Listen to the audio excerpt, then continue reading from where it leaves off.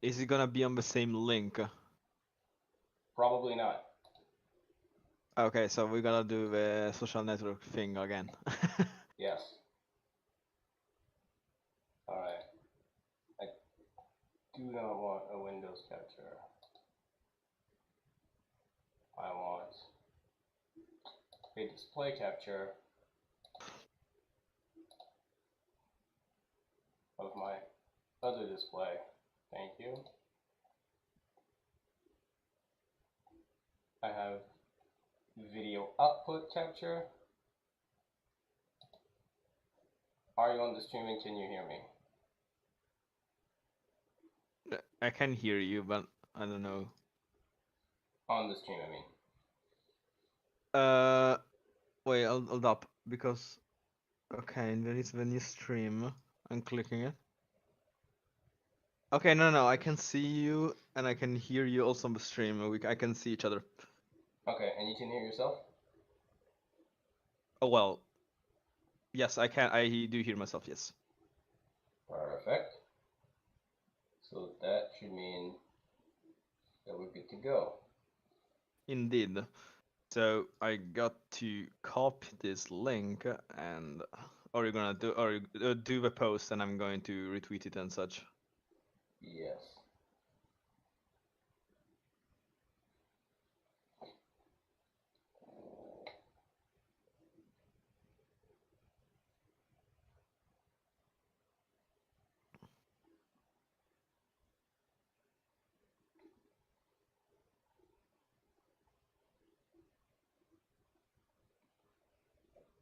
There we go. Yeah, I'll send it to you via DMs. This is. Oh, I thought you made a new post on the Nordic Model account, so I could retweet that. I did. Oh, And then okay, I okay, sent. okay, I okay. did. I did make a new post on the Nordic Model account, and then I sent that post to you in DMs so that you could retweet it. Oh, in DMs on Twitter. Oh, okay, okay. I was looking on DMs on Discord. I was like, where is it? Okay.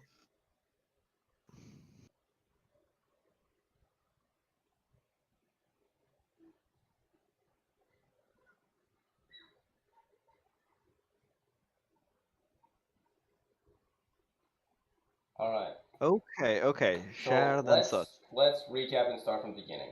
Hi Sure. everyone. My name is Jer. You, an unknown one. Can you name yourself? I'm talking to you. Me, myself. Yes. Well, I am Luca, also known online as Dainserk, and I'm just a random nobody. That's good. We like random nobodies. They're easy to beat on. Uh, True. yeah. So essentially, yeah, this all started from essentially like a Twitter conversation because that's how all online debates start these days. Just want to talk about it on stream buddy moment. Mm-hmm. But it started off with you making essentially it was kind of like a question, just saying you don't understand how it would be possible to have a functioning society with the necessary labor being performed without the coercion present of either an authoritarian state or the market labor essentially holding a sword over everyone's head by saying if you want to have a more than subsistence living, you need to work. So my idea is not necessarily that. Is just that, like, for example, if we had a society with a UBI where everyone could live without necessarily working, I would be fine with that. My main, even without working, I mean, I would be fine. My main issue would be the to have the society UBI and all functioning where people could still survive without working. You would still require a lot of people making work jobs. So, and then one issue rises: how can you convince people to work when they have the active incentive of not working? Because bear in mind, if I can get A being a survival by working or not working, we humans as animals will try to choose the least difficult uh, option, sort of say, to achieve our result. If we take the animal route, if we take instead the emotional or rational route, one can say they can work also for the benefit of the community.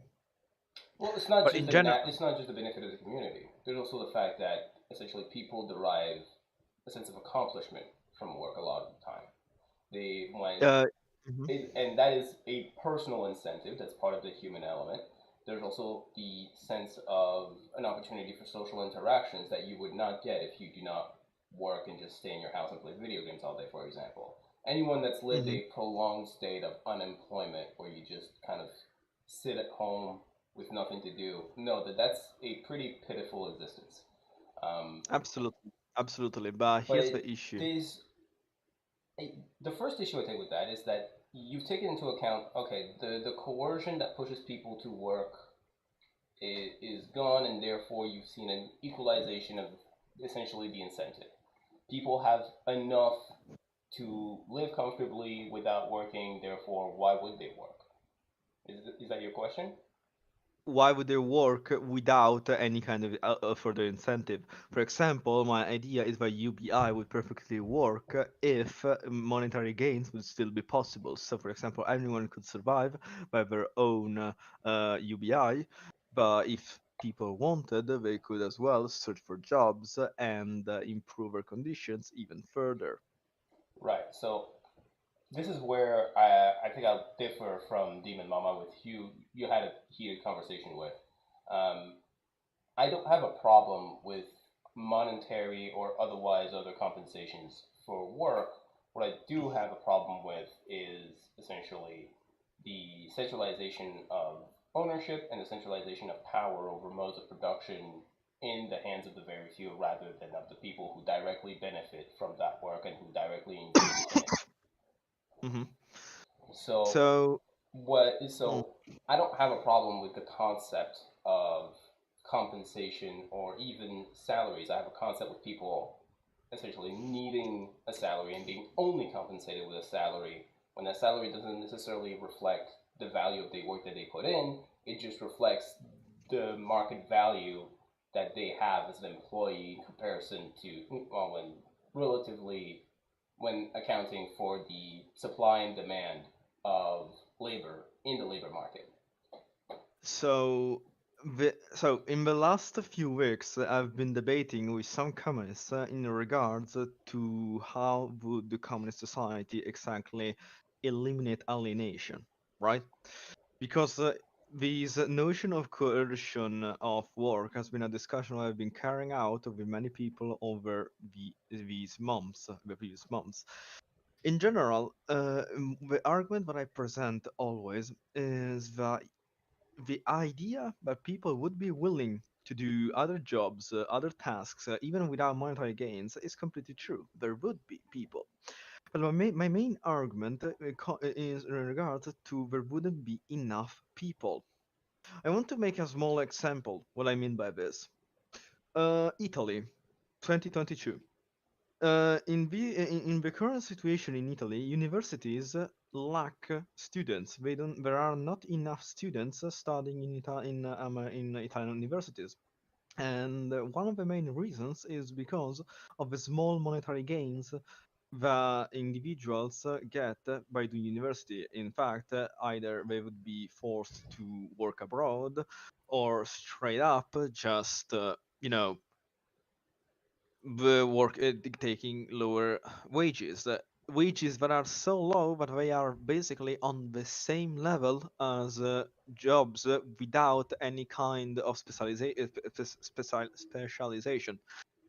Um, and that clearly shows. And so at that point, you reach a point where individuals currently enroll in universities either for self-interest or because they plan to study abroad. Because making a career in Italy is much more difficult and only in specific, highly searched um, faculties.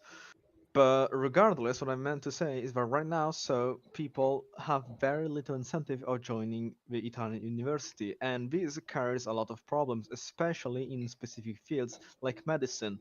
We don't have enough doctors. We don't have enough gynecologists, for example. In South Italy, women are not able to get abortions because there are not enough doctors, and those that there are often refuse to do abortions. Right. So Yeah. So that's not.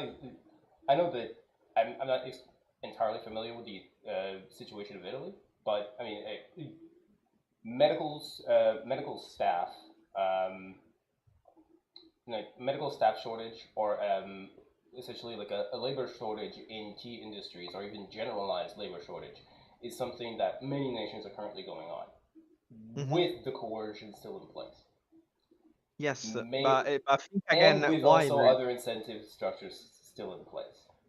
The hmm thing is, the coercion pushes people to work. It doesn't pushes people towards certain fields. The incentive structures do. Now, the thing is that the coercion is not the only element that pushes people towards work. We also have many different elements of social engineering that normalizes the idea of being a worker and normalizes the idea of work and encourages the idea of work from a very early age in life. So I don't necessarily think that people would just simply not contemplate work when throughout their entire lives they were surrounded with people that do.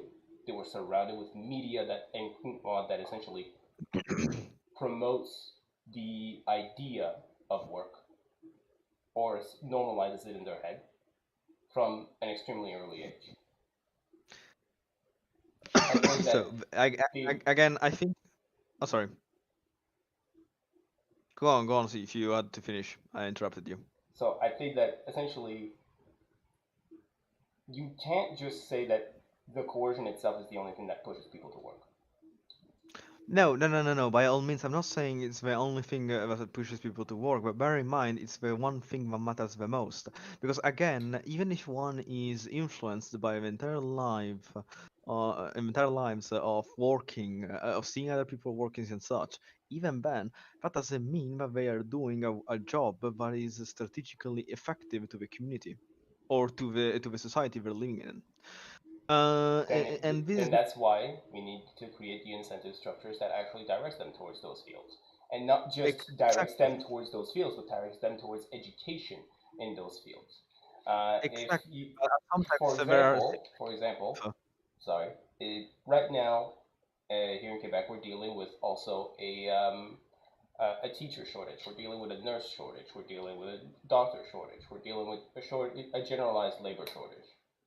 And a lot of people are reviewing, well, why exactly are people not entering those fields? On one side, there's the problem with immigration where we're not recognizing people's diplomas well enough and fast enough, and that prevents them from fully engaging in their field. And that's essentially depriving us from labor that is readily accessible. In other ways, there's also the fact that we don't necessarily have incentive structures built into the education system to drive people into those fields early on. We also don't necessarily have the orientation services available to properly direct people towards those fields, which leads them to oftentimes just pursue fields that they end up being dissatisfied with, then abandon, and then go back to school, and then finally, after some time, figuring out what they really want to do, and then engaging in the field that they want. Okay, so the idea that incentives can solve the issue, they can make it less heavy. But I'm not convinced in the slightest that they wouldn't. Because here's the thing, right now you are arguing from a perspective of someone that has agreed with me that would still maintain economic incentives. But the entire discussion that I had with Demon Mama was specifically about how economic incentive, how in the lack of economic incentives, people will not be convinced. But if you had to stick to your Well, I don't perspective, necessarily think that the incentives need to be economic, but I do think that incentives are have a favorable enough purpose and a favorable enough outcome that they need to They be have preserved, yes. and it's in part because people essentially, uh, in many ways, are goal seeking. Whether those goals are towards themselves or towards the community, they are goal seeking. And when we don't necessarily have an objective, we tend to feel aimless, or at least that's what a lot of psychological studies that I've seen tend to show. That Okay. people feel better psychologically when they are driven towards something. So the But issue is this. so, Okay. Oh, but sorry. sorry, No, no, go on, go on. but there's also the fact that there is the psychological encouragement tied in having a direct reward for an action. That is very basic psychology. If I do something and I get something that I like in return, that will encourage me to keep on doing that thing. Mm-hmm. So I think that the direct incentive doesn't necessarily need to be economic, but people need to be able to go, if I do A, I get B. Yes, And but that if you the but here's the association needs issue. to be more direct than just, oh, well, if I provide these services, then everyone benefits, and therefore I benefit as well. When it comes to directly one with direct labor, the incentives and therefore the reward need to be a bit more direct. But here's the thing, it's exactly what I wanted to get in. If I do A and get B and I do C, C being nothing, I still get a B, that's where the issue rises because humans are calibrated as well to basically do as animals a min-max system, achieve the maximum amount of resource with the least amount of energy expended. That's how animals functions. Now you can make the argument that humans are much more evolved animals, and to that is true, but humans still abide by this logic in a lot of their daily tasks, in problem solving on a daily basis. Humans still try to spend as few of their energy to achieve as much of a result. And the thing can be said also for this kind of things. If I can literally choose to work and get B, and choose not to work and get B, I have an active psychological and also energetic incentive in not doing it. And so you have on one side the incentive of not doing it, and also the incentive of doing it, but collide with one another. Which is the incentive of doing it? The achievement would be to basically, if you do it, you get the achievement of the community. Now the question would be, is that enough to convince people? And in my opinion, it isn't, which is why at one point, especially if you want to maintain a mass society which has massive levels of infrastructure, massive levels of energy dependence, with the energy dependence increasing, especially in the next 20 years, and much more that requires a lot of people doing their job on a constant basis, not because on a whim or because we want to please others, but because it is necessary for the society to function. Community working is or community appreciation doesn't cut it. Yeah. No, no, I agree. I'm not going to defend the demon mama's positions because I don't agree with it. Yeah, What I would set up is not necessarily a, okay, I do A, I get B, or I do C, I get B. It's more, I do A, I get B plus. I do C, I just get B. Now, the thing is, people realize that by doing A, they get more than B, and therefore you have an increased incentive. But it's of course. also the well, No, no, of course, I and agree. If it's you also the you be idea a that plus. people essentially the current standard is that people tend to consider the resources that they have access to as just the base, and they get just, how can I formulate this? There's a difference between I do A and I get B, and I do nothing, I get B. The presence of B being normalized just makes it so that it's no longer an incentive. because How come? the presence of B being a constant makes it so that you do not react to the stimuli as Okay. as much. Okay. Okay.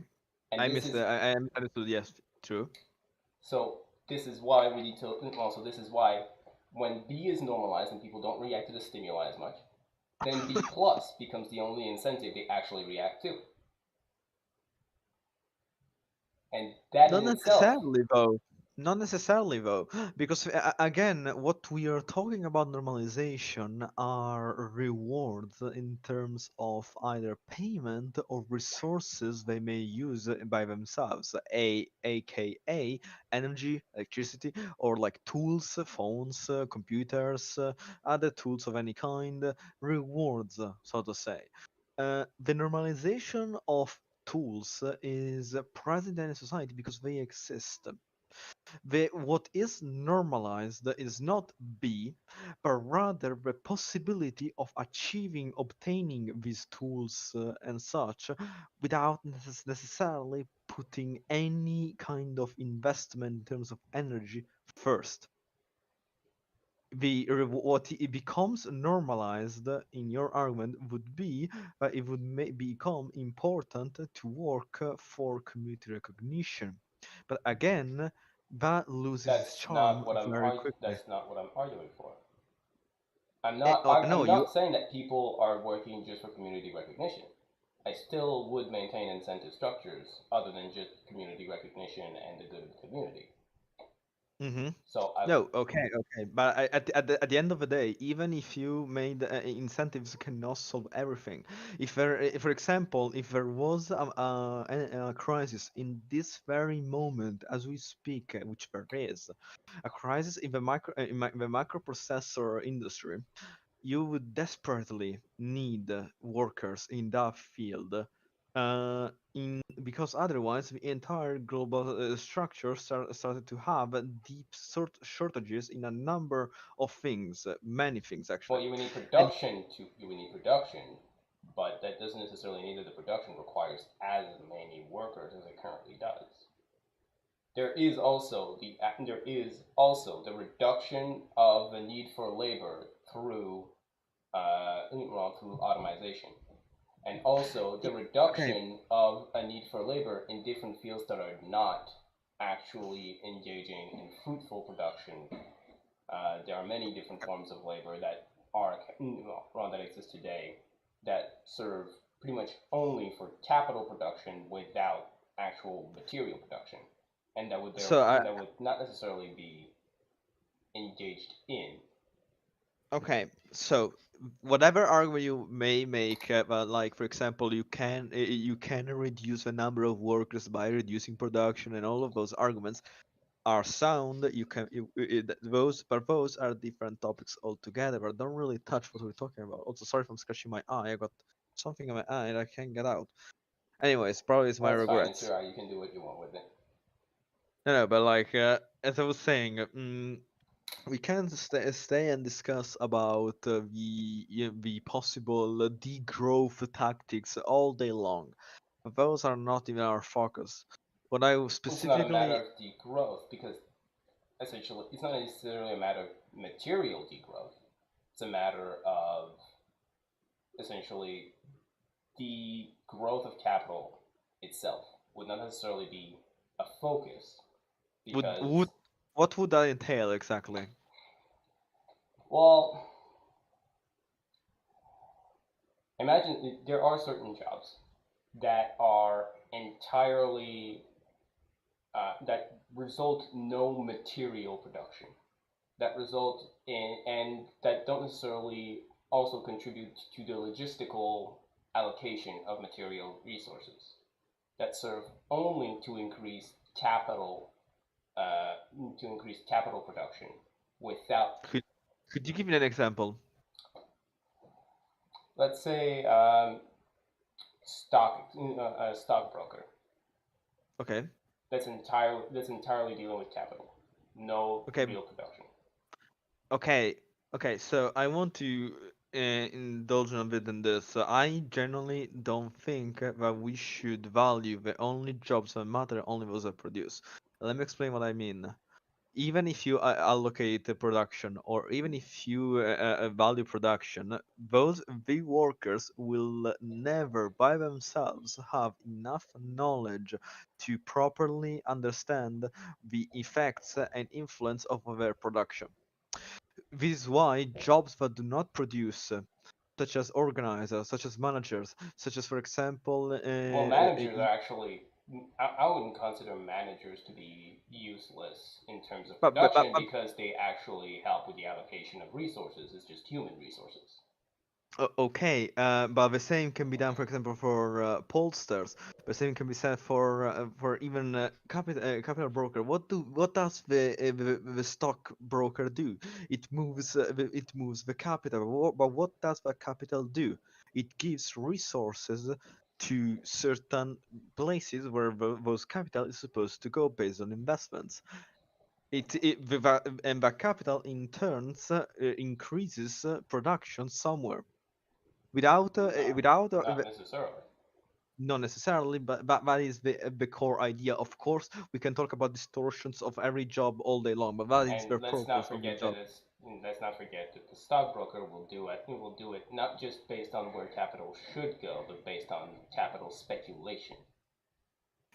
Okay, but capital speculation is the result of investments, and where investments also have chosen to invest. In fact, the results of the stocks are results of both the actions of the investors, but also the businesses. So it's not really in like a 100% in control job, so to say. But regardless, for example, that book, the bullshit jobs by David Graeber, I had read some excerpts of it, and the idea of bullshit jobs is absurd to me, because here's the thing: the book was written with the idea of asking people, the workers, if they consider their job to be pointless. That is the dumbest way you can possibly find if a job is useless or not. It's the dumbest possible way. A worker will never have the understanding of their production. A worker in Italy, for example, that produces something in such a globalized world with supply lines that go throughout the 210 recognized countries. What do you expect a worker in a factory to know what he is producing will actually do? Microprocessors, for example, what we mentioned before, today are produced for electrodomestics as well as fighting jets. How is a worker supposed to know that? Well, So generally speaking, people know that microprocessors are extremely important simply because they are in everything. Right? That's do they? They do because someone told them. But like a worker, yes, they it, do because they've been informed. Are we really relying on having an uninformed and uneducated population? that is the reality of the things, though. People Or are heavily misinformed. Just look, for example, any kind of democratic country in the last 7 years since the rise of Trump. We've seen how much, for example, schooling levels, or at least the ignorance level, how much they are actually being used to spread populist talking points, populist politics, and in general the rise of populist right politics from Trump, from Johnson, from Giorgia Meloni in Italy, from any kind of right-wing populist leader. They yes, are but when all we're talking about a society, we're not necessarily talking about society that would function the way that it does now. So you're basing yourself really on like a reference point that it is not really what we are trying to achieve when it comes so to basically so creating this basically we're new. talking about a society that is basically super informed, but like that is Well, a society some that first doesn't, first of all, a society that has a proper education system, unlike what many of our countries do after years and years of lack of funding and, let's say, mismanagement on many parts due to the interference of uninformed people with political motives. That seems a very big stretch, in my opinion, to try and introduce to try and put like it seems like you're saying, well, in the system we're trying to create, everyone would be heavily informed. But even then, Not necessarily even heavily, but at the very least adequately informed about the very thing that they do, which can be done through the formation they receive when they enter the workforce to begin with, But when they even then, enter it a wouldn't field. be enough. But even then, it wouldn't be enough because for example, even then, even if they know, for example, where what they produce will fall down to, that doesn't really tell them nothing in regards to what they produce, or rather, what has been produced with what they produced has turned out to be useful or not. Like this, here's my point. People have extremely limited perspectives. So to try to ask about their jobs and their usefulness is especially when they are seeing it from the inside, not from the outside, which is what the most people would know. People from the outside analyze people, but make data, but study these things in a specific manner would know much more than the worker in from inside simply because they have a much wider set of information, much wider set of tools to analyze this information. But a worker, If that's this analysis can be shared, that outside perspective can be shared. That's the beauty of uh, communication, isn't it? yes, but just like today, workers with the perfect tools to inform themselves don't inform themselves. The assumption that people would magically start informing themselves is based upon I pure don't. fantasy. I'm. I wouldn't necessarily rely on people going out of their way to inform themselves. I would bring the information to them. Yes, I but would. they have to receive it. They have to be willing to engage with it, accept it, read it, inform themselves. You can to this day we have the internet, Wikipedia. We have so much information available to people, but people are not reading them. Why is that? It's not necessarily that people are not reading the information that's delivered to them. It's that the attention. First of all, the information, or whether it is actual information or misinformation or disinformation, is delivered in such a way that it's not made to actually inform, but rather to create engagement for monetary gain. No, no, no, no. Wait, wait, That wait. is I'm not. already a distortion of that is already a distortion of engagement with the information.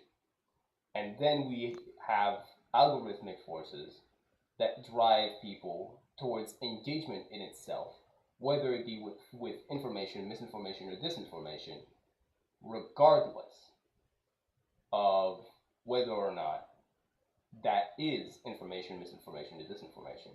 So that means that people Um, who, so that means we have pieces that are not made to inform, that are made to disinform, made specifically in a means of creating engagement, then that engagement is captured in in the algorithms of search engines and drives more of that same kind of content to people because the algorithms takes into account, oh well, they like this, so I'm going to give them more of it.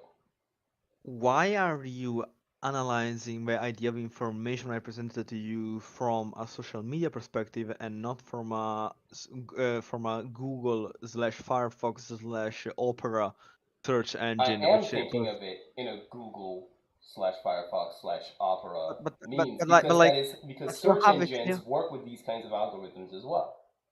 not as heavily as social media. In fact, right now, you could ask some people using me, you, a right winger, a central, a centrist, a libertarian, to search any kind of information.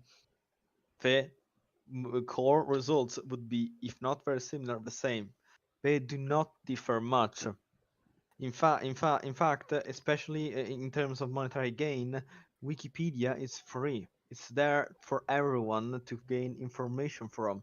And sure, you can make 1,000 critiques to Wikipedia. I am the first one to make them, but it's there. It's available to everyone, and people willingly choose not to engage with it.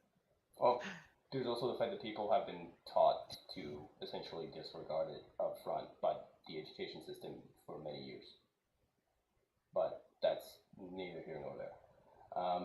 Yeah, like Essentially, again, it's, it's essentially you're basing yourself on the status of a massively disinformed population that was oftentimes disinformed with monetary gain in mind. Like when we're talking about grifters, those are people who lie with monetary gain. no, I'm talking literally about like you're focusing on the grifter aspect. I'm not just saying that. I'm What more I'm focusing on the fact that information is kind of a needle in a haystack sometimes with the abundance of information that is out there.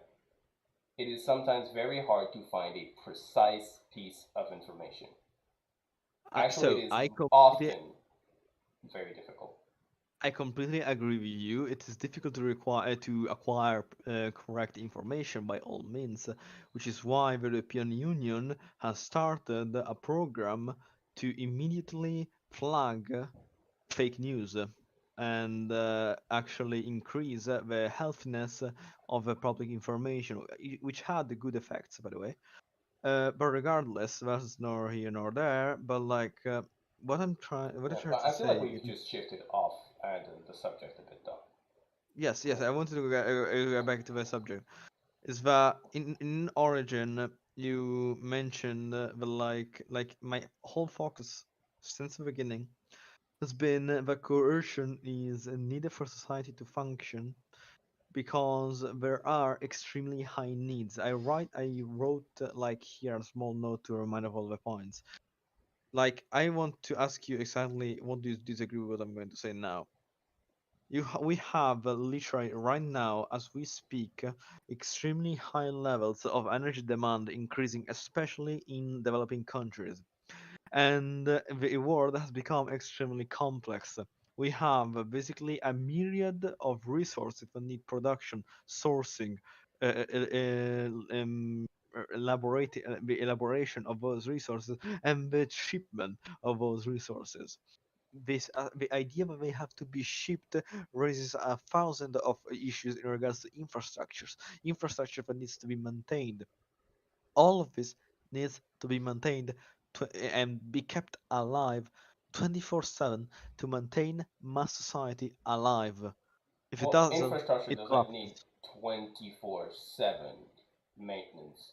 Like It needs if you look at the overall network of infrastructure, sure, there's going to be pieces, there's going to be at least some pieces that need maintenance at every second at any given time. However, those are labor needs that spur very periodically in any given location. And at the end of the day, labor is localized to specific geographical locations. You can't. You need to account for the infrastructural needs of your location that you manage, and the global scale is managed actually through cooperation more than anything. And when it comes to international infrastructure, actually, we're looking at more of just like trade routes that require very little infrastructure, and what needs the most infrastructure are just the airports and the ports themselves. The infrastructure of which relies not on just massive amounts of global labor, but on localized labor. yes, but here's the thing. Uh, Actually, globalized work and sorry, local work has lost a lot of its meaning because right now the effects of labor has stopped becoming localized. For the most part, to this day, almost all jobs have an international output. and as such, almost all jobs are globalized. So to make the distinction between local and global, I yes, you can don't make that think distinction. construction workers maintaining a port are gonna go and just global throttle all over and just globe throttle all over the world. No, but the port has a global influence. Yes, the port has a global influence, Okay, and but we're not yes, talking about what the port has an influence over. We're talking about what the port requires in terms of infrastructural maintenance, which is labor, and that in itself is reliant on local labor source. you can't say that it has. So to me, focusing on the aspect of labor is limiting because it doesn't take into account Well, the si- I'm accounting labor whether it's being performed by human beings or not. no, of course, but when focusing mostly is the effects. I genuinely cannot think and take a job just as local simply because people are working on the spot and not on a global scale when the effects are No, global. they're going to be Uh, working largely on a regional scale. They're going to essentially use the infrastructure at their disposal to themselves, travel within a reasonable time frame to perform yeah, their work across the entire operations of their firm, correct. whether it be nationalized or whether it be cooperative or another form. Correct, correct. But regardless of the size of this local, which I can agree with you, the majority of jobs, if we analyze on this, are going to be local, of course. But this raises another question. If are there enough workers in your local scene when it's needed? Especially because jobs are not global, and the idea is that jobs are much more local than we think.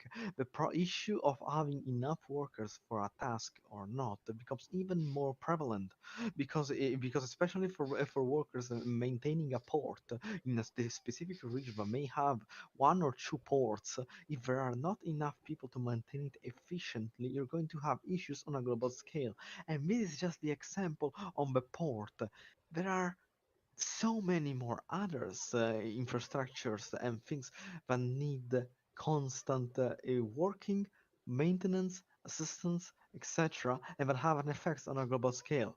And while you and I both agree that this could, with many caveats, because someone has to be forced, I believe, at the end, with incentives, my main critique was always Right, someone in has to be regards. forced with incentives. Incentive structures are not force, are not I forcible. would no. I would say that at one point, not even incentives would be enough if we make a system that heavily rewards not doing anything.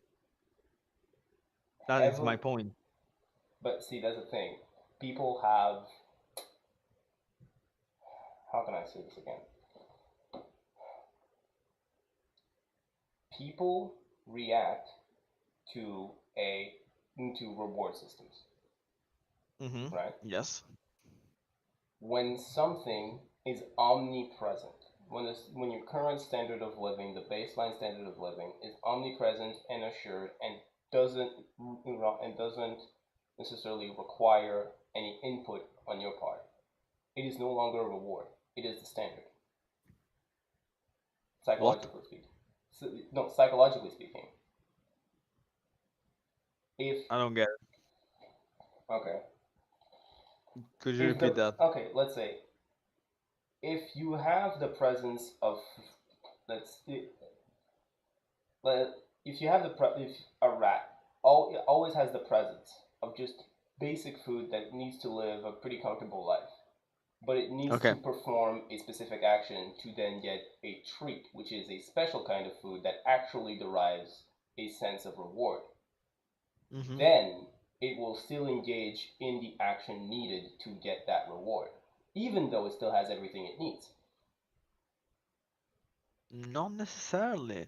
Take for example, not necessarily. Like it doesn't have to like no. For example, even that dog that tries to get a treat, it has to do something to get a treat. If it has the treats there, if the dog would simply not get up? No, but that's the thing. The dog doesn't just have the treat there. It has food there. The treat is a special kind of food. And the Okay, and you can do it with well, and you can test it with animals, right? We've tested it with animals right now. When animals are normalized to just a basic kind of food, but then you offer them a treat, they react to the treat differently because because they recognize the treat as a reward, whereas the food is just there. Okay, but we humans, oh my god, very reward they have is something material. What we're talking about here, And I'm something still talking about non-material. creating incentive structures through material compensation. Okay, okay, and I agree with you, but what I'm saying is that something like that may not be enough to have enough people where it matters. And when you have incentives, when you have earning or such, and you still have shortages in the specific things of especially highly specialized jobs, because so far we just talked about for the most part about low level workers, but the issue of having a system of UBI creates a lot of issues in terms of incentive for studying. They need to be massive incentives because people have to go through years and years of studying, preparation, and such to get ready for a new environment that will be much harder than the usual, and will have to put down the preparation. But there needs to be a great reward for that. But our reward needs to be material. It needs to The be reward doesn't necessarily need to be great. The reward needs to be continual. If you get a you don't just reward the person with the material conditions of performing the work after they've done all the studying. You can also reward them to study in the first place. You no can okay. Besides that, yes, okay, you can reward the people by also making by rewarding them side. Yes, sure. Okay, that doesn't negate what I said. If you have workers not specialized and workers specialized and you put them on the same degree, you are risking a vast shortage in specialized jobs because at the end of the day, people will lose every kind of incentive beyond personal interest, like it's happening in Italy, to study. But that's the thing. I'm talking about creating an incentive structure to study in the first place. You Okay. right now people are looking. Right now, people are disengaging with the higher educational system because they're looking at the end reward of having their degree and they're seeing nothing there in comparison to not getting it. But now I'm talking. Okay, what is the reward for enrolling and going to class and actually learning and engaging with the educational system? Like Okay. a But direct reward for this labor. And that's the thing, people are not seeing a reward for engaging in the educational system itself. They're seeing a reward for getting a degree. okay. They're looking to get a degree to then be able to get a specialized job that is then itself supposed to grant them rewards. So rather and when that specialized job ends up not granting great enough reward, then they see that the whole process is not worth it. But if the whole process has an incentive structure, then it's different because they're not just looking at the endpoint. They're also looking at every step and seeing an incentive to each step. Okay, so I kind of agree with what you're saying here. Again, it feels weird because you try to argue with me about coercion and job, and what I'm saying to you here is that even if we do all these things, we may still fall into labor shortage about key jobs. And if you need workers, Like we you do right now, which is yes, strange because but like right now you're talking you're pointing out a potential issue with a different model, whereas that potential issue is currently present in our current model, which yes, does have coercion. So my question is, if we're already dealing with the issue, are you advocating for more coercion to resolve the labor shortage, or what is exactly your yes. solution? My solution would be to if coercion should be used to reward it heavily by a lot. So because here's the thing. wait. So your idea is to create more incentives, My idea is to create more incentive, but but here's the thing: you and that's I something are that we're already arguing. doing. Well, Yes, as but usually as a response to a labor shortage, employers react directly by creating more incentives, specifically because the labor itself becomes more valuable the because of the supply and demand curve. I'm also not talking straight just only incentives. Yes, I agree with incentives. Incentives are great, but again, I'm also talking about straight up forcing people into like um taking away workers from one side where there are enough workers, moving them through practice and such, through preparation programs and such, to do another task. That's what I'm saying. So I'm straight up talking. you would move you would move them to a different field by force. Yes, if necessary, yes. What kind of And do force? the, uh simply by relocation. Otherwise firing, because there Okay, would if they be get okay, so wait. Essentially, just so let's say you had. I'm sorry. So you would take a non-specialized worker, force them to specialize in a new field, otherwise they get fired. yes, because if If there they is have to because specialize in a new field, then they're fired already. You're already telling them they no longer have a job because they have to train for a new one. they would be of course maintained. The argument is non-present. They would be maintained, of course, because as I told you, they would be heavily rewarded for being forced into doing something. Especially like I'm thinking today, And um like we have many worker shortages, and we could have much better incentive systems, and I agree with you. But again, the discussion I had with Demo Mama was about a system where there were no economic incentives, because anarchists see the existence of money as they themselves a coercive tool.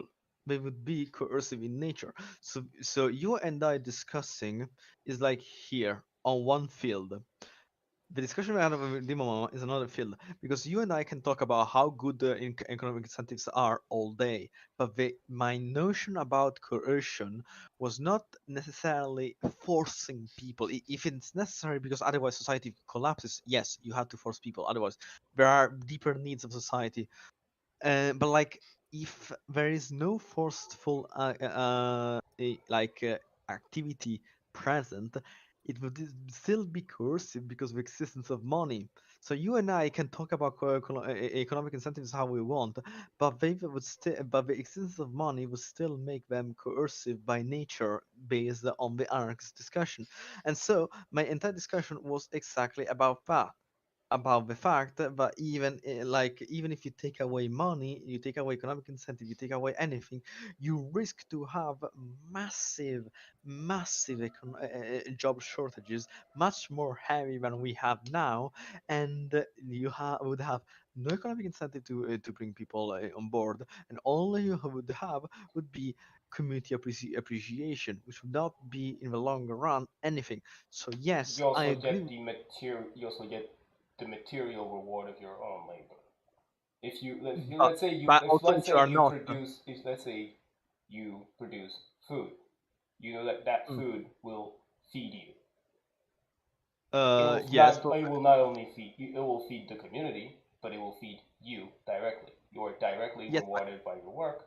And let's say you are let's say you're an educator.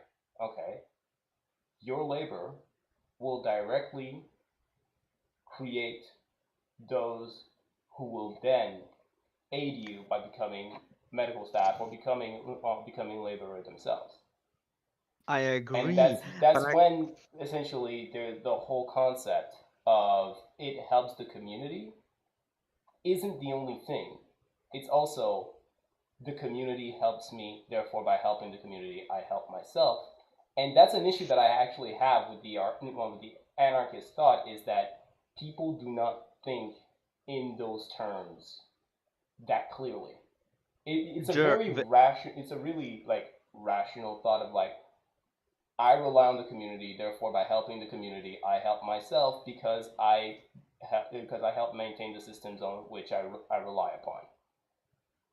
But people generally are looking to not just are looking for more direct benefits. And this is why the incentive structures are important in my view. It gives them the direct rewards that they psychologically react to. Yes, but you're missing one point. The fact that it helps the community and also helps me doesn't take away the fact that it's non-cursive. So that means that I could also at any moment be free not to do it. And that is exactly what I'm saying. The fact that you would have the freedom not to do it or do it regardless, and the effects would be very similar. Well, Besides, the reality hold up, is, sorry, it's just hold up. the reality is, if the labor required to maintain the community isn't put in, therefore the community starts to collapse. Therefore, Which, you there, yes, which falls therefore into my you, argument. therefore you But collapse. yes, but so it falls into my argument that there is coercion, but coercion is given by nature itself, forcing you to do it. Yes, but now that So, is a so yes, but now that is a coercion that is placed that is a natural coercion that has always been present. It is not an artificial coercion that has been individualized it through the doesn't market matter. It doesn't forces. matter. It doesn't matter because it becomes artificial the moment you realize that the only way you can save yourself if you put into a specific task, a specific work. Natural, like what meaning by this is that if a No, I think community it becomes artificial when the resources are available, but then are withdrawn from your access. to me it's completely I'll be honest, it's completely irrelevant with whether it's natural or artificial coercion. It's completely irrelevant. What matters is I whether think it it's is relevant. Artificial, I don't see well, how. okay. Natural coercion is essentially natural coercion by its very nature cannot be removed. Artificial coercion is willfully implemented Yes, but by and artificial unnecessary. but by for example artificial coercion, like for example wages. What do wages do? Wages make give you Wages are not a coercion. hold up, but they are by anarchist terms. Wages, wages. What do? They give the ability to the person to basically work a task that is not related to food, water, or energy production, not necessarily at least, and get those goods regardless through monetary exchange. No, That no, is no. See, the that's the thing. Wages are not the coercion. The need for wages to then have potential access, not even assured access to the resources you need, is jar, the issue. mm, the issue If would be you were to put it, if you were to put in, if we were to remove wages, and in return of work, you got your direct, well, you got in-kind benefits instead of monetary ones. That would still be considered a wage. It's just not one that is paid by a currency. you can. So here's the thing: food, water, energy production. Either you do it or someone else does it. What the rule of wages does is basically saying, hey, you don't need to do any of those things. Someone else will do it. You just need to pay it. When wages are not present, you either need to make it locally or have an authority that distributes those resources for you. These are virtual only alternatives. So what by going on what I was saying, natural and artificial coercion given by you have to work to survive, basically just a transposition of the natural coercion to another level, which is the level where basically someone else does it for you, and you in turn give an exchange. So basically, the natural coercion just becomes slightly more different, but by not being forced through natural coercion to care for food, for a thousand things, even you need for your survival. you are capable of investing your time in other productive resources, but in turn helps the entire community. This is why I tell you that to me, natural coercion or artificial coercion matter. The distinction is almost meaningless because the artificial coercion at that point just becomes a natural coercion, which is translated to someone else, that gives you the natural resources you need to survive your natural coercion needs, but you just need to pay for it. See, the reason why I disagree is because the artificial coercion is done through the willful withdrawal of available resources that have already been produced. What do you mean by that? If, let's say, right now, generally speaking, we produce in excess a lot.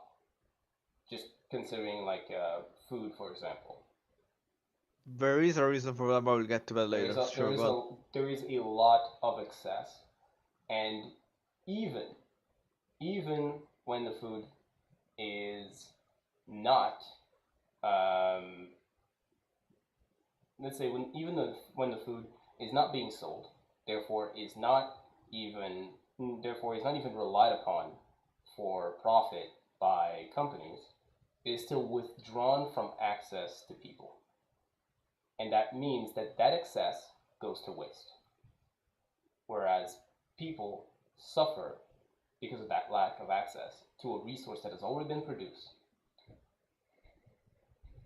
And that is essentially the key to the artificial coercion. It is the resources you need are already available. They are already being produced. It's not somebody else will do it. It's somebody else has already done it. And we're just cutting you off from what's already been produced. Okay, but with natural coercion, those resources will not be available at all because everything would need to be produced locally, and Everything, because well, because without because if you don't have wages, you don't have money and such, the production either becomes extremely local or becomes extremely centralized. yeah, that's again the problem that I have with anarchist thought of just like not really caring about Okay, global okay, trade routes, about supply chains, and the I will just synthesize my own like epinephrine in my bathtub thing. It's okay. But then, in turn, if you instead include the monetary gains, the money in general, by having a society based upon natural coercion, the natural coercion also implies that you have access to many less resources in general, because the production you can do locally is limited. You have limited resources in your territory, and you have limited resources in what you can actually elaborate and produce. It is the reason why there are global supply lines. It's because there are resources in places where there are not the same resources in other places. yes, So, that's usually why Marxist thought just also includes internationalism as a one of the okay, founding principle of essentially different regions and different nations engaging in cooperation because they realize, well, you have resources that I need, but I also have resources that you need. Let us exchange freely with those resources so that we both have what we need. yes, okay, but So again, that there's also the issues like there is so you have to account for internationalism as a principle that would also guide societies, but I don't necessarily think that's anarchist thought as Demon Mama describes it would lead to those outcomes because it is extremely based on essentially a sense of community that is extremely localized and extremely just human scale. Whereas we need to think about a grander scale if we want to be yes, able to provide resources to people globally, which is why we need incentive structures that drives people to produce more than they yeah, would just on a local scale. yes, I agree. However, I don't necessarily think that we need the coercion. I think that the incentive structures, as well as social engineering, social conditioning, rather, would be enough, especially when we account for uh, essentially knowledge of the welfare state, of how things are redistributed. So the Having a fact. base, because the thing is, people are basically very uneducated in how the welfare state functions. Mhm. And people, especially people who follow anarchist thought, tend to look down upon the welfare state because they assume that it requires a state, but it's not necessarily true. It's just when essentially the governing body of a community, which can be the community itself, redistributes resources for the welfare of its members.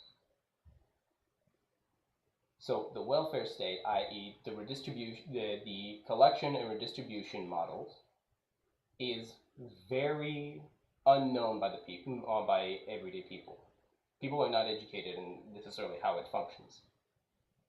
I think that should be part of basic education,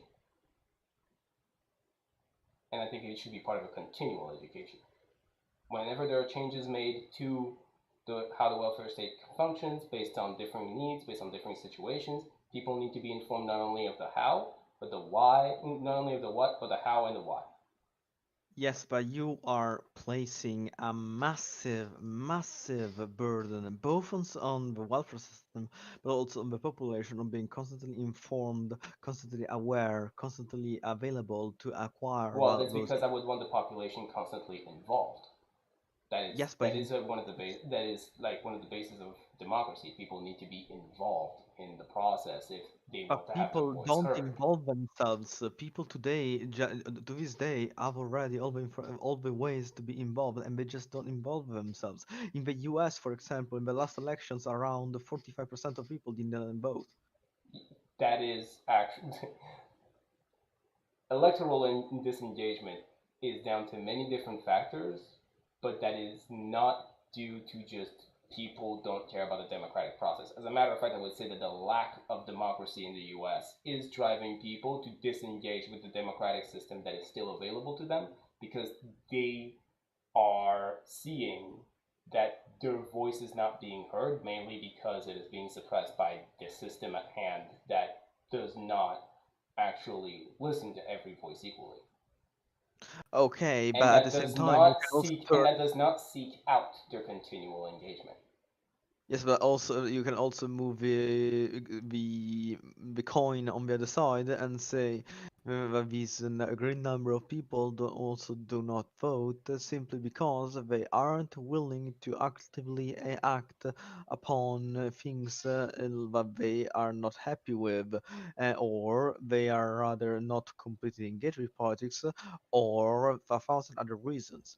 The point I'm trying to. There are thousands of other reasons, but if we look at different democratic models, the ones that operate on first past the post, for example, have noted continual increasing democratic disengagement and continual, how can I say, continual disillusionment as to the effectiveness of the democratic process compared to other nations that have a mixed proportional or a proportional electoral system.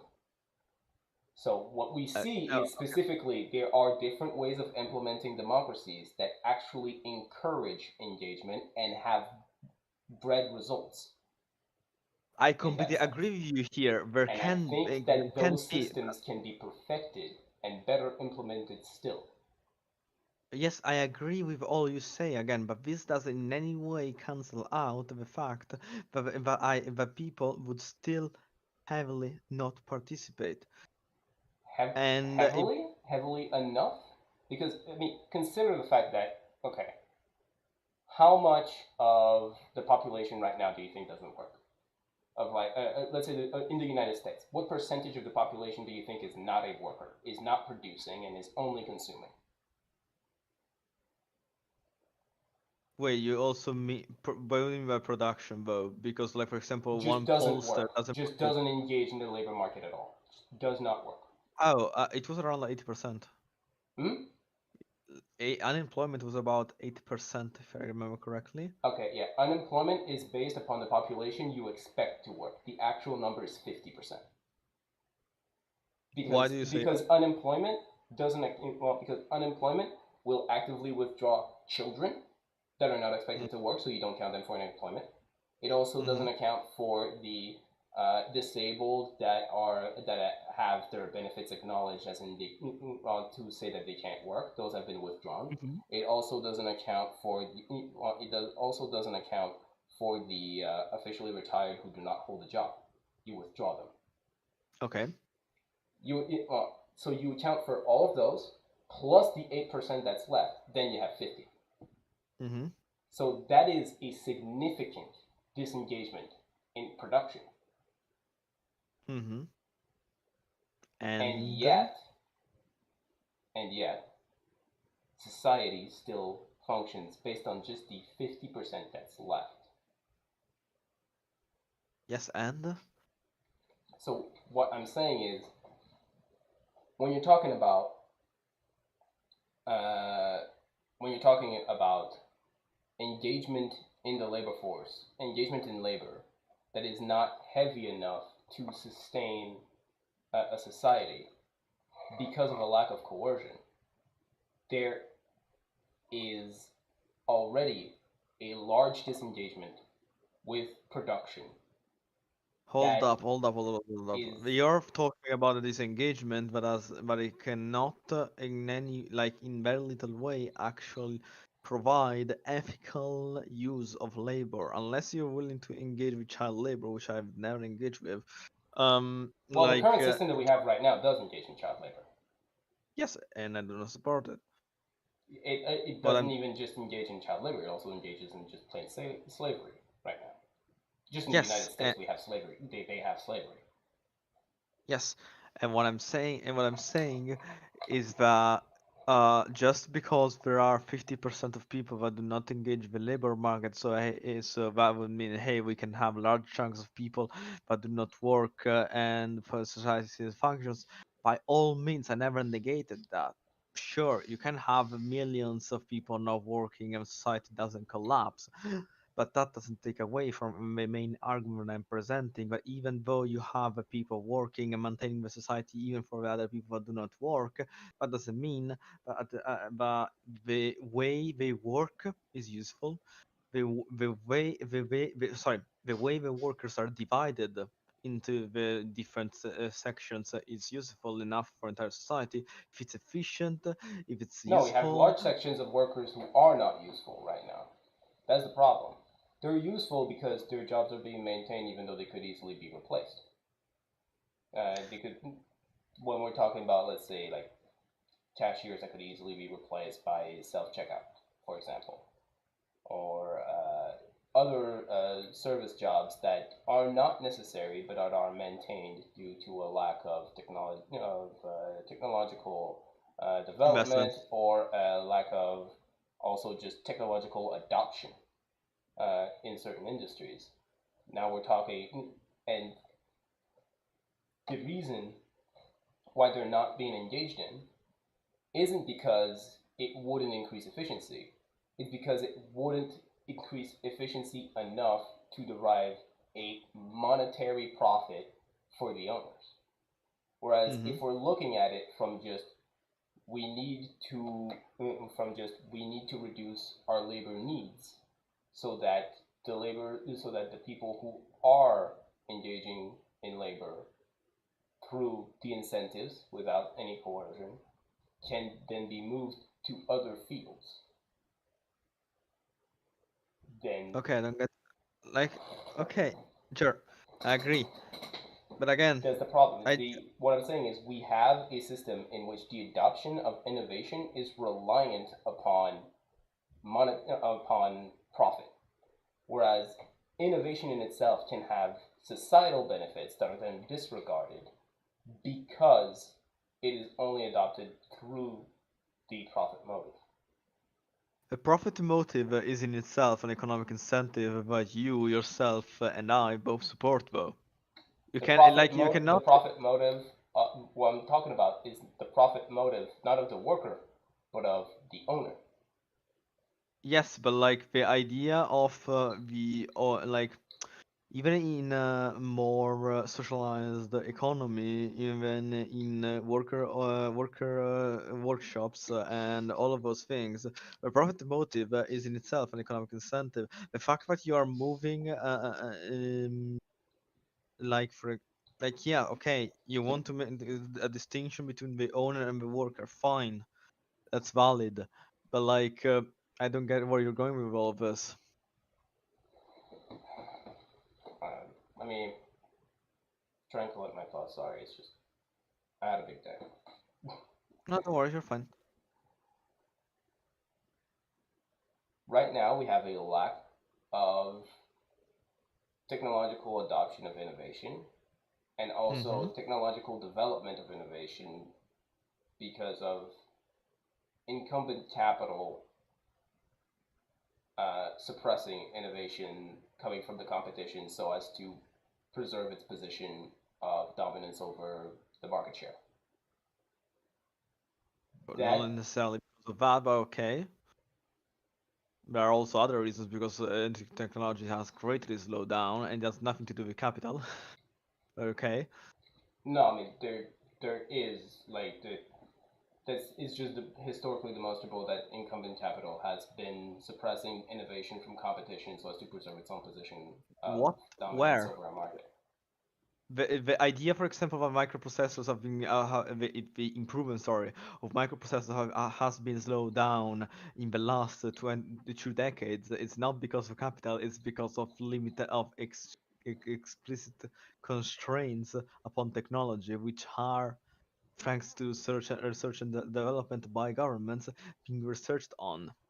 Yes, you can say capital has played a role, but so far as we involved, the capital has been the most important chapter in terms of research and development. No other sorry, yes, economic system has put so much effort and focus on research and development as capitalism. I'm not talking about capitalism. I'm talking about the position of incumbent capital. What do you mean by incumbent capital? I'm talking about okay. I'm talking about, let's say, the current, the capital, uh, let's say the firm that is currently in the dominant position of a given market share has now sees innovation that from competition that could potentially threaten its position of the market share, meaning that the competition could overtake them by producing a better product. Okay, but They can with then engage in the technology. suppression of that. They can then engage in that suppression of that innovation through different means, Okay. and they have historically done so. Okay, but I do not like I genuinely like think that when it comes to technological developments and such, I like the logic of incumbent capital matters little, especially because technology is extremely divided in the world. We're I'm talking not talking about about just technological innovation. I'm talking about overall innovation. they are one and the same basically. Like sure you can make some distinctions between there are different kind of innovations and technology is just one of them, but technology innovation is the core of our innovation. Without technological innovation there is little innovation in general. Sure, okay, you can make the distinction, but I think it's kind of meaningless. But regardless, technological innovation is affected by a thousand of things, and the capital incumbent is the list of them. The fact that the states have a lot of monopoly for specific development fields, the fact that, for example, there is not enough collaboration between countries because of espionage, because of other confidential information. There are thousands of reasons because right now technology can is how it is struggling with Yes, I big do break. think there's a lack of international cooperation, and rather we are dealing with an abundance of international competition that prevents for no, heavily prevents the adoption of technological innovation on a wide enough scale. Yes, That's so I I don't see. completely agree with that. A Yeah, so I good don't part of see. that also comes from economic competition, where countries are trying to have their innovation benefit them first and foremost, which is essentially a cause of nationalism. Hmm. Countries think it's my well, this innovation comes from, let's say, my it comes from my nation, therefore I have a right to it, and I don't want anyone else to have it, therefore I will not share it with others.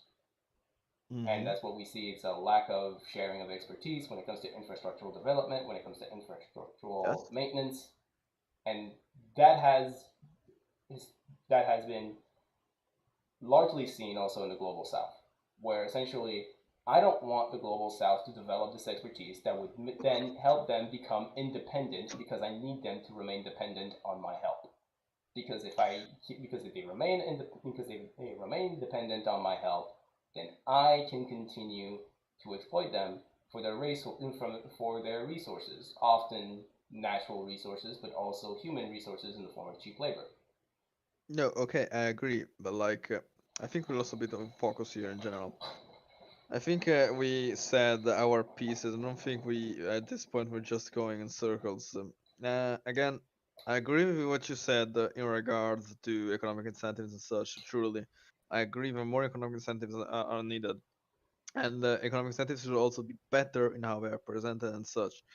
But this thing I'm specifically Yes, talking but I about, also at think that least.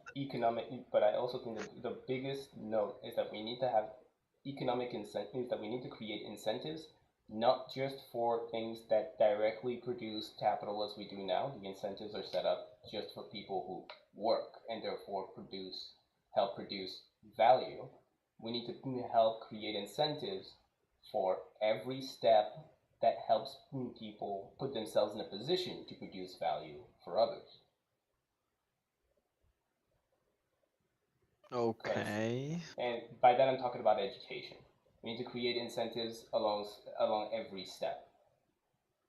Like No, I if we agree. I have agree. What? let's say you already have all of your basic needs being met, you can lead a rather comfortable life. But we will create let's say material incentives to go study, especially in a given field that is required necessary for the functioning of society, and then that encourages people to go study that field, and then they have an incentive structure to keep on studying because because the incentives are maintained throughout the study. There's a Hmm. final incentive, there is a final greater incentive for finishing your studies, actually getting your degree and getting your specialization accredited, so as to make sure that people don't just stay in the school forever just to have the direct incentives. Yeah. And Okay. then Okay. there's also additional incentive for engaging in the labor that you have specialized for. And right now, what we do have is a big problem that pushes away people from certain fields. Like, for example, I told you about about the educator shortage that we're dealing with. A good part of that Hmm. is because their how can I say this? Their internships are the only ones in all public sectors for education students that are not compensated. Hmm. And No, no, they I and get. therefore they have to pay for their education, which is already a disincentive to engage Hmm. in education, the direct payment. And then on top of that, when they actually go ahead and produce as part of their internship, they're again not compensated for. No, okay, I agree. Look, all you said here, I completely agree. There may be better incentives, by all means. The you and I debating here was kind of like not pointless, it's not the right word, but And like I also think that some form of degrowth can be done, not necessarily in terms of quality of life, but in the terms of the way that we produce. I think that we would need to produce more in, say, in redundance of supply chains and resource accessibility rather than in produce in just raw objects and raw commodities.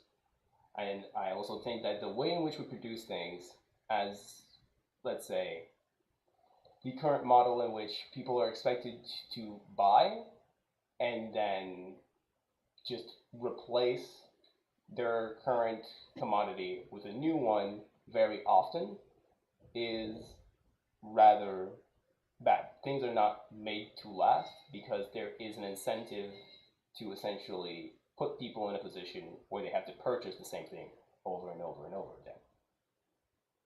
Whereas I think that if we were to shift to have things that last a long time and also incentivize them to use repair services instead of constantly replacing what needs to be produced, then the amount of raw resources needed to produce what's necessary for a good quality of life is then reduced, because there's a huge amount of resource waste in replacing goods rather than repairing them. And then we can maintain a quality of life, not necessarily by having economic degrowth, but by shifting the growth in raw production of materials to production via repair. Okay, I don't see why we're talking about this. Because you were talking about the problems of logistical, of like of supply chains and of resources being necessary. Whereas when we're talking about, whereas if we're keeping our current model of production, the resources that are necessary to maintain our quality of life is way higher due to the way in which that quality of life is maintained in, via So, our modes of so no, production. no, no, no, no. Hold up, hold up. Any kind of logic of degrowth, degrowth is an extremely and different subject, and I'm not going to engage with it here because I'm it not requires a talking lot of about, brains. well, I'm not necessarily talking about But what you really are de is the growth.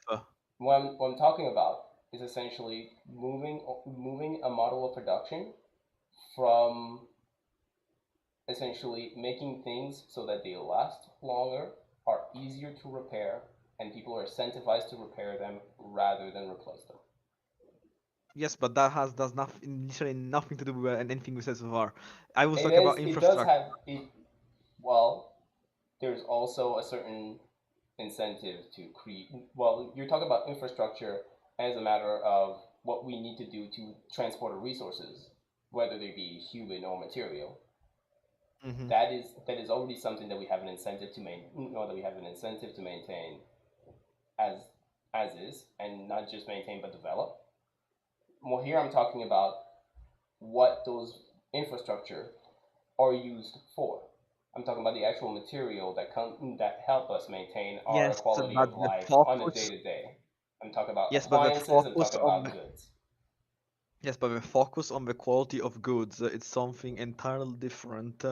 But it needs a discussion aside because yes, we can talk about how much we wanted tools and such we use to last longer and move away from a focus of profit. Okay, but that doesn't in any way regard the topic of discussion we're talking about in regards to how even if we reduce greatly the number of resources that are transported through these infrastructures and such, you still need enough people to do it. You By can reducing, reduce how much you want things I in don't size. necessarily. No, no, no. I'm not talking about like reducing the need for the infrastructure. The infrastructure is always going to be needed, No, but no, no. I'm also, saying but I something also think else. that the infrastructure can be restructured via various industrial policies that essentially reduce the centralization of production geographically. Like when we were talking about microprocessors, the production of microprocessors is extremely centralized around one geographical location in the globe, and from there, it is distributed all across the world. That's because they are the only ones having the resources. They're It's not not the, a they're spec. not the only ones with the resources. For the They're the most ones part, with the yes. speciality. They're the ones with the specialty. No, no, no. For the most part, it's also because they have the resources there. The most reason of the why. most of the resources, like, because most of the microprocessor distribution, if I remember well, is in Taiwan, right? Taiwan in its Yes, and Taiwan in itself doesn't have all of the material resources needed to make microprocessors. it has the majority of them, yes. And also it has the exclusive materials needed for the microprocessors, which is why the Taiwan industry for microprocessors has boomed so much compared to all others. The fact that right now Europe and the US have been trying to get more acquainted with the microprocessor industry has been something that Taiwan was already much prepared for, and it did it especially because it had the resources in its territory to do so. It has always been a matter of resources, always that. And the fact that there is a difference on this planet of issues, sorry, of resources, there is like different resources depending on the place, will always create problems in regards to global infrastructure and such, and especially global trade, and global issues. But regards, that's an entire discussion for another day. But that Well, is what I I'm want. sorry, but if I look at the mineral resources required to manufacture the Mm-hmm, microprocessors, mm-hmm, the majority of them on the earth are not in mm-hmm. Taiwan. Okay. They are Are all transported are to Taiwan, where they are transformed, then transported to Taiwan to then manufacture microprocessors. are all minerals needed for a microprocessor everywhere in the world, or is there No, a higher well, concentration? there's a certain amount everywhere in the world, but there are higher concentrations in certain geographical locations. Yes, Okay, and I'm that's at what. and I'm at and I'm saying that through industrial policy, we can have those materials transformed on site rather than rather than You extracted, know, then you cannot transported, have things on then site. transformed. No, What do you mean on I'm site? talking, Local? well, not necessarily locally, but like regionally on a certain large scale. What do you mean by that? Like what? I'm saying, How large? How regional? let's say you have a country that has let's say you have a continent that has that has pretty much all of the mineral resources needed. The minerals are extracted from the respective countries, are transformed in a form where they can be made into microprocessors once put together. They are transported where they can be made and then transported into microprocessors, and then they're distributed.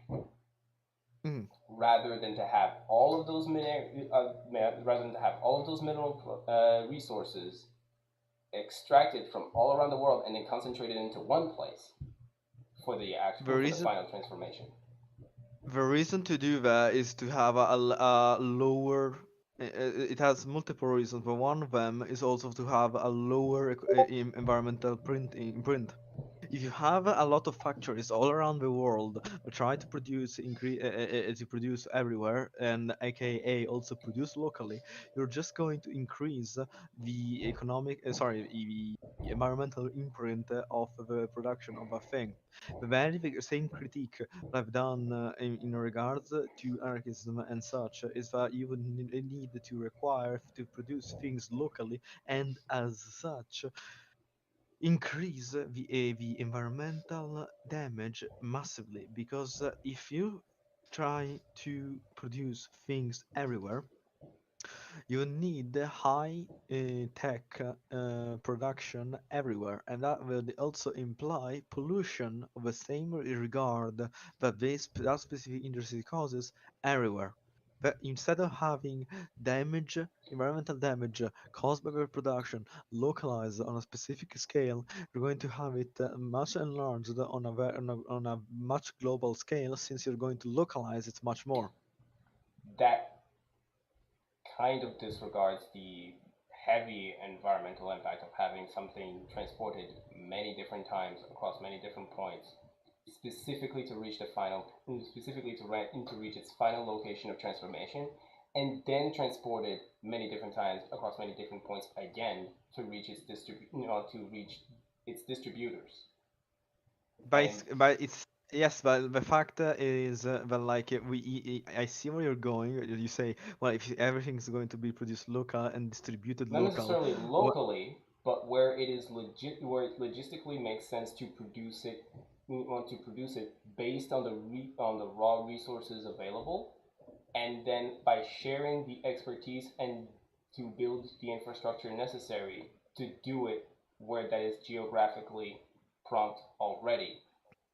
Whereas, Yes, because of the which is infrastructural and industrial development of many different countries at variable rate, which has been done mainly because of uh, has been, let's say, globally inconsistent, mainly due to political forces and international interventionism.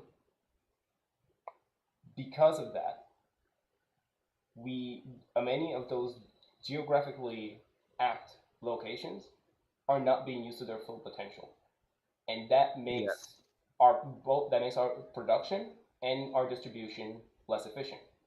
yes, I agree. Yeah, so But I'm I get talking. So I'm talking about having essentially using industrial policy to correct that fault. yes, I agree. But like this entire like the talk you made before in regards to having more efficient infrastructure and such, I agree with it. It's all nice and dandy. But no matter the size, no matter how big or small it is, and this is my concluding thing because it's almost 1 a.m. and I'm very tired. Uh, like, or no matter the size of your infrastructure and such, you're still going to need X number of people to maintain it, innovate it, and keep it active. If you functionally cannot find those people through active incentives, as we mentioned before, because incentives have their limits, if you cannot do that, at one point to maintain a mass society as a whole and maintain global structures, you will, as a state entity, forced to some individuals also behind a great reward to put them into that thing if it's needed. It's not, and But I yes, think that look, if you and I think that when you reach that point where you need to force people, that is a point where the natural coercion has actually been put into effect, not the artificial one. And it's the artificial coercion that I'm debating against. but I already told you, I think, but there is very small distinction between artificial and natural in practice.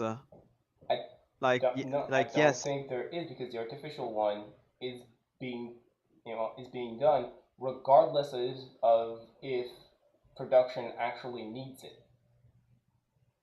not really. The Like there are of course different kinds of artificial coercion, but like artificial coercion, as you mean it, can also be dependent upon industrial production. Absolutely, yes. no, because see, the artificial production, essentially, because our model is always looking for growth, the artificial production is always being implemented to drive more and more people to engage in production, because we always need more and more production to take place, Mm-hmm. rather than it being driven to sustain us and and maintain a comfortable way of life. Is maintained for eternal growth, which then requires an eternal pressure to be applied. The eternal growth is not just in terms of economic, but also because of conditions. The conditions that we have today are much higher than those that were 30 years ago, and the conditions are going to continuously improve, also thanks to the continuous seek for profit. Because here's the thing, especially in regards, especially in an age where now in the next 30 years, the energy demand of developing countries will increase severely. The idea of continuous economic growth has been used because of a constant increase also in human population, which we are still seeing. If the which fa- is if slow, which is slowing down. Like the And thing is so is that the economy. it is not it is not the thing is the goal of the continual growth is not just saying, oh, there's going to be more people, therefore we need to produce more to meet their demand. It is actively seeking out, oh, there are more resources to acquire, therefore I will go and acquire them. And it is Yes, based on the principle that there will always be more resources when we know that uh, that there is a finality to the resources. No, that's not the logic that goes behind it. Yes, so sure, for some it may be, but that's not the total reason behind it. And But I one was literally just thinking presented about the their fact that it's argument that actually aiming for capital resources and that all other resources are simply a means to obtain capital right now. yes, but yes, That is, yes, but that capital is not and does not end in itself. It's not like sure, the idea of seeking capital is a negative thing. Is wrong when you also yourself admitted that you are in favor of workers seeking capital. If your issue I'm is not, with my businesses issue is seeking not with capital, seeking capital. My issue is with seeking capital first and foremost without consideration for the actual limitations of our finite resources and and without consideration for the well-being of others, okay, but like and without consideration also the centralization of capital in the hands of the very few and yes, seeking capital only for your own gain. yes, but that has nothing to do with what we're saying. Like we were talking literally about you mentioned how things can be improved, and I agreed, yes, they can be improved, but I still literally told you that like at one point there may be a situation of where someone may be forced, and you said, well, that's artificial.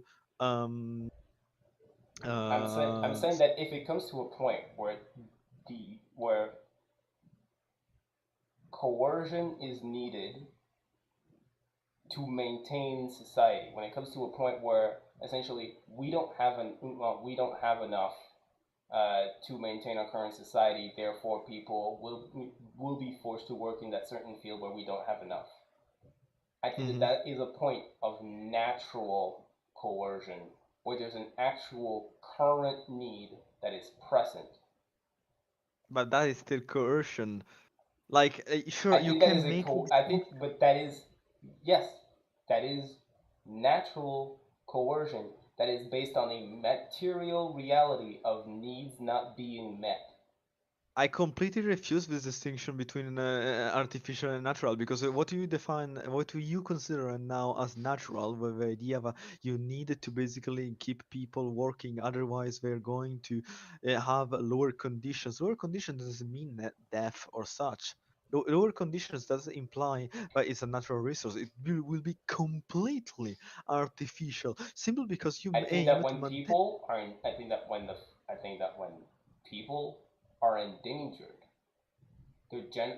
their well-being in terms of their living conditions uh, being inadequate to the point of being harmful, then you've reached a point of natural coercion where I actions don't need to agree. be taken. I don't agree because to me, natural coercion is only when you are pressed on those that are considered either first or secondary securities. First security is right to life. Secondary securities are right to food, water, and energy. Food and When water are required for life, so you can't really uh, just say that you have.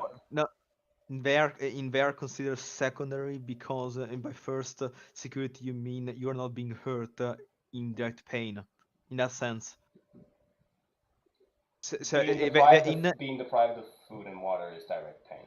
I, Uh, yes, but have you you if you've that's what ever I mean. if you've ever Uh, experienced starvation as I have, you violence. I mean violence. Try to understand me here. Yeah, I'm talking in like in international relations. There is distinction between violence and which is primary security, and food, water, and energy, which are considered secondary okay. security. Now if now By secondary, I don't mean less important. They're just called secondary for nomenclature. okay, so just for nomenclature, fine. Yes, Uh, it's just no, they're not less if it's important. just for Of the course, points, if it's just for the point of categorization on yeah, an yeah, yeah, yeah. arbitrary No, no, no. basis, fine. No, no, no, no. Of course, right to water and food is necessary to live. By all means, hands down. I have nothing to say. You're right. It's just for categorization. But like when those things are attached, so first security, you are being hurt, or right, or like rather more focus on the second security, food and water and energy. Once those get affected, you can talk about in like there is a starvation or a drought, you can talk about natural. But when there is a lower No, I or would so actually say, and I would say, like, if there is to be like tertiary, I would say you are when you lack access to healthcare, when you lack access to housing, when you lack okay, when you lack access to sanitation, yes, okay, but like what I mean by what I was saying is that right? to me You artificial put coercion, I think that sorry, artificial. you put the point of natural coercion way too late, whereas natural coercion is would take place at a much No, more no, at a because much more early point. no, because here's the thing. Just because you see your condition worsen doesn't mean that it's a No, no, no. necessarily When it something causes you threatening. suffering, therefore, like if you don't have access to healthcare, you will directly suffer from it. You will Yes, directly so okay, okay, but that's an artificial coercion because it's like you are forced to suffer caused by artificial consequences, and like by natural artificial coercion. consequences. No, if the reason why you don't have healthcare is because the actual service doesn't exist, and it's not artificial. It's because the actual resources needed to meet your need does not exist. However, if the resource exists and is available but is being kept from you, then it's artificial. I find this distinction between the natural and artificial completely extremely subjective because and so pointless. Just coercion at one point is just identical. You sure you can make whatever distinction you can make, but at the end, if the result is the same. You are forced to do something to solve an issue. Sure, you can make a distinction between a thousand reasons or such as to why you're forced to do that thing, but you're still forced.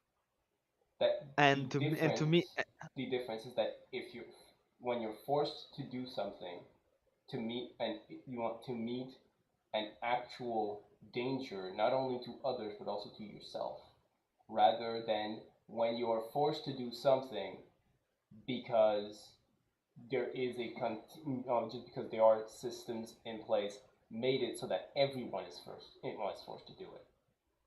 Everyone is forced to do it for arbitrary reason, despite the fact that we have the resources needed to not require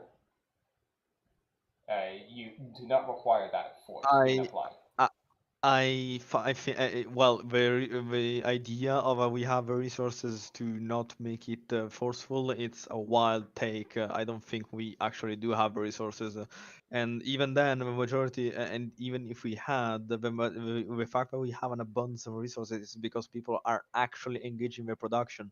If they were not willing to engage anymore, we would not have the same level of production anymore. So it's like a self-defeating circle. Yes, we may have many resources now to like feed everyone and such, but that is kept is possible because many people are working today. If the number of people that work today were reduced, we would not be able to have the same output, and it kind of self defeats at that point. Yeah, the thing is, the current output we have, depending on the field, overwhelms the demand for production in certain sectors, whereas the excesses are not being distributed at all. They're being wasted. Okay, but like let's talk for example about this, right? The food industry. The reason why the food industry has so much waste is because the majority of food that is waste is fresh food. And the fresh food is extremely localized. You cannot ship it across the world.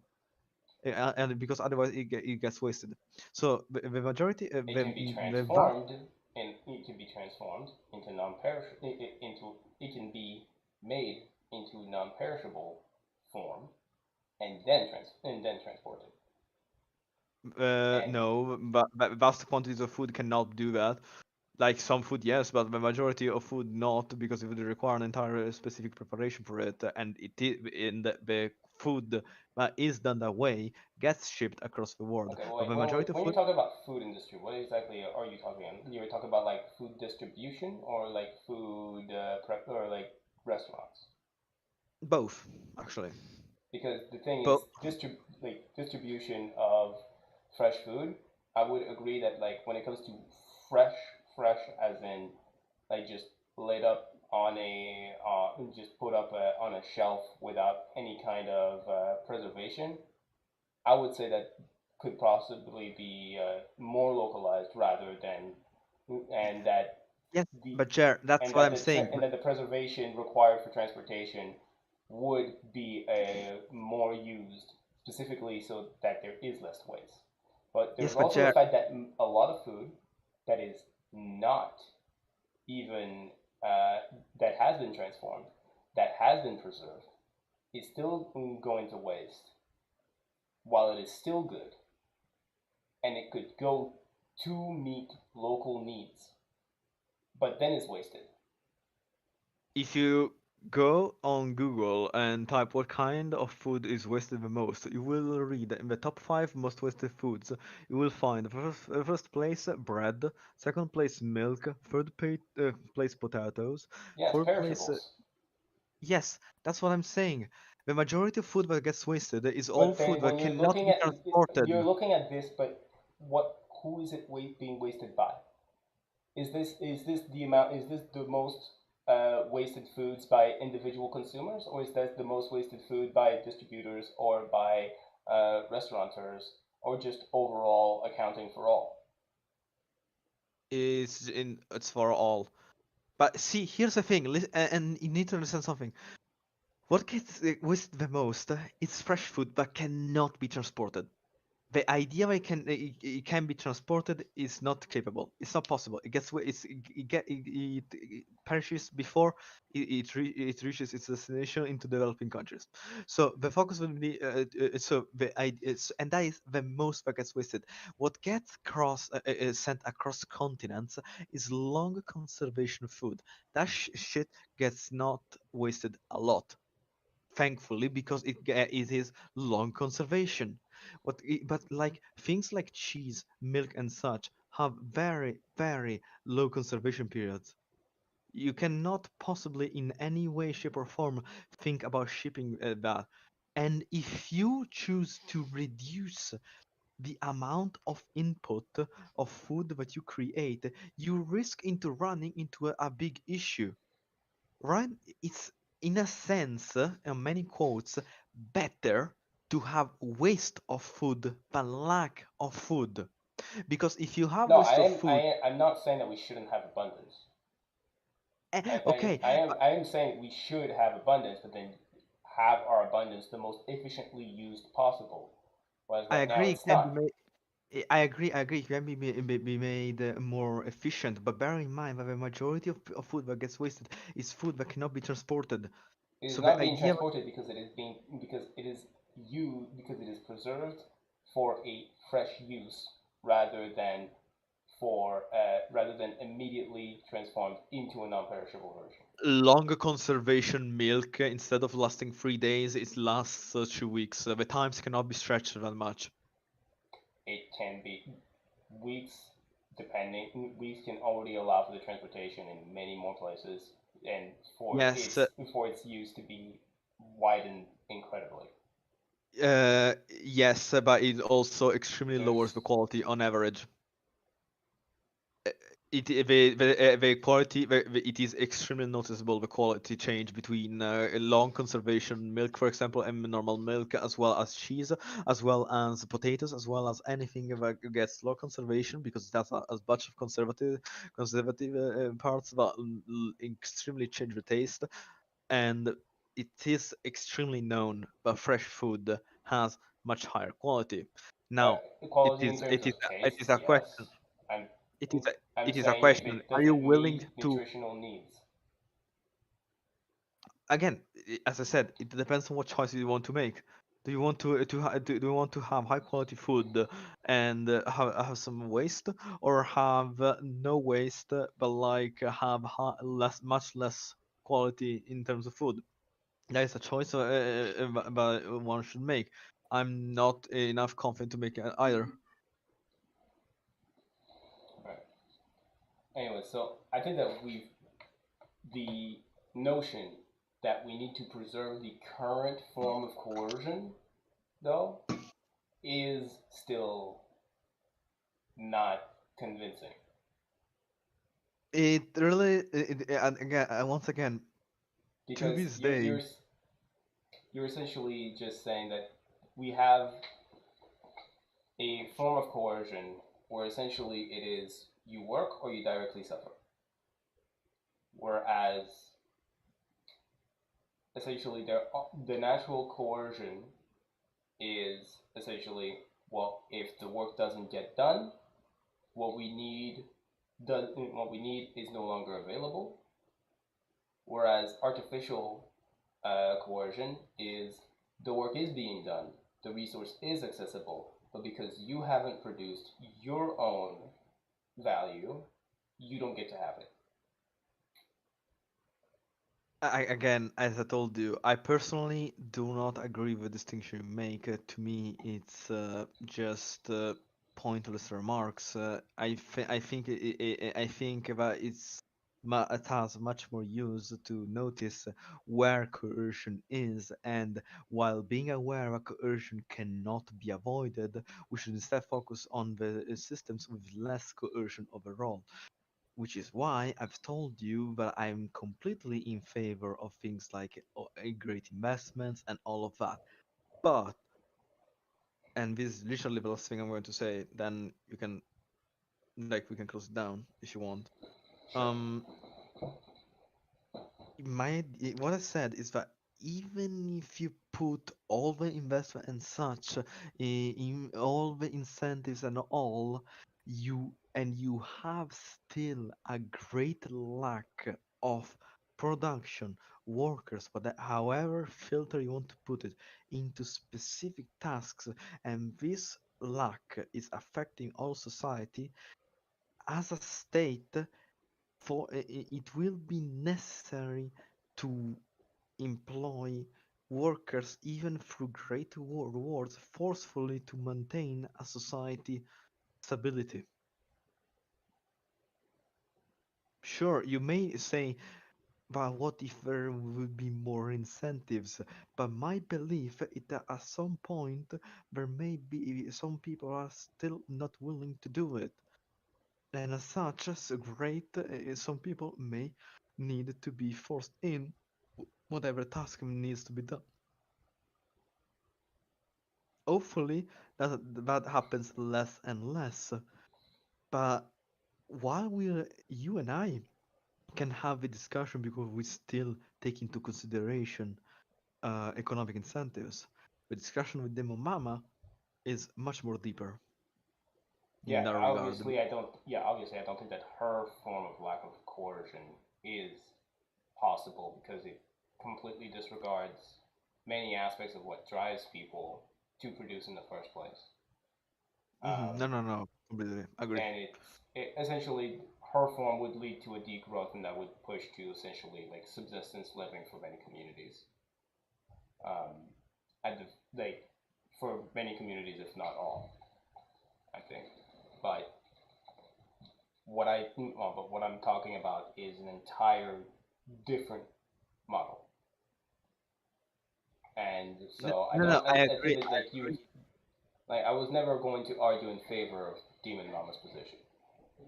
No, no, But what okay, I'm saying okay, is but what I'm advocating for is the lack of is the removal of the current form of coercion that we have, and instead actually investing in the incentive structures and also in a socialization that pushes people to produce through the social conditioning and through the normalization of work in all of our spaces.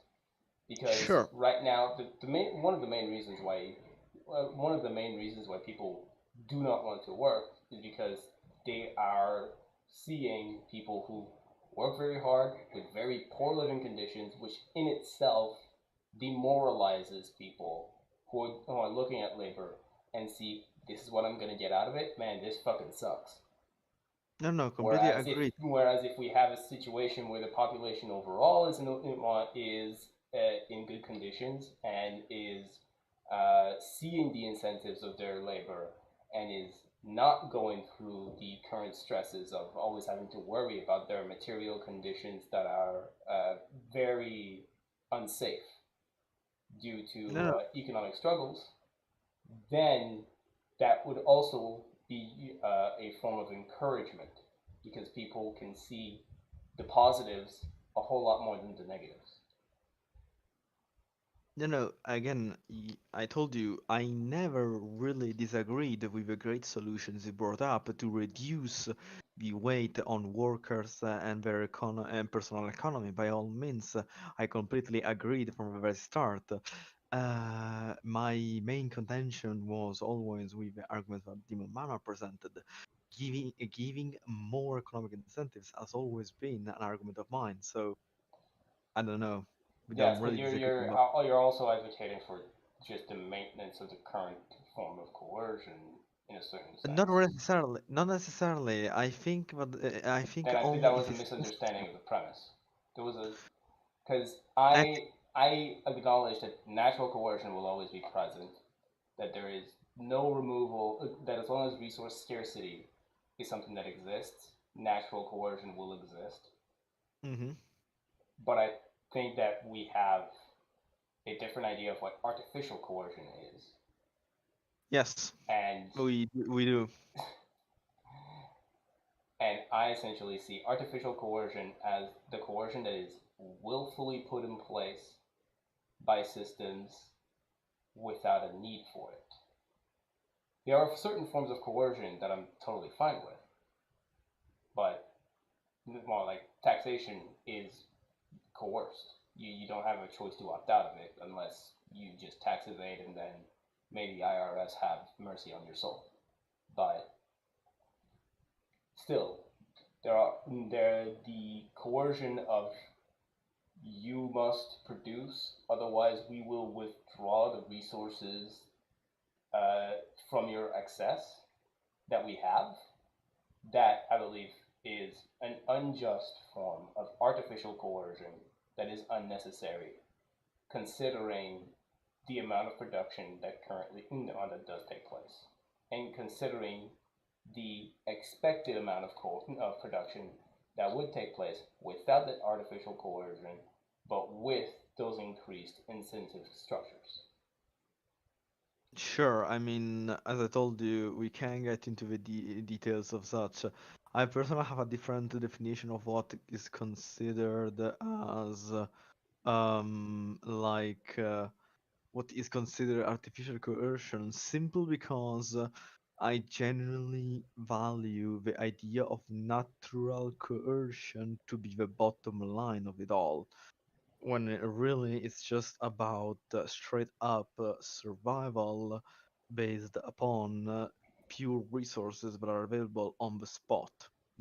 I really have a very low bar for what is natural coercion, specifically because I personally Well, think. no, I think you actually have a high bar for what is Sorry, natural sorry, coercion. yes, You would sorry. tolerate a lot of suffering before you consider that there is coercion taking place. Whether I think No, that no, no, the no, no. that I think it's still coercion, but artificial and not natural.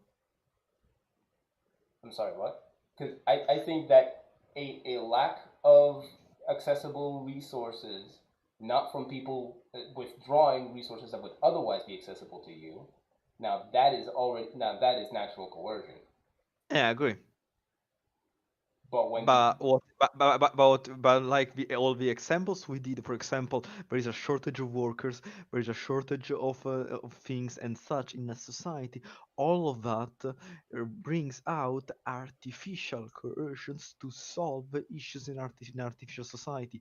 What I consider Well, no, natural. actually, I think that it brings out natural coercion in the fact that now resources that people rely upon are no longer available due to the production needed to make them available no longer taking place in a high enough scale, and or there is incentive structures put in place to drive people towards that production to prevent natural production to take place, I to I prevent natural coercion to take place.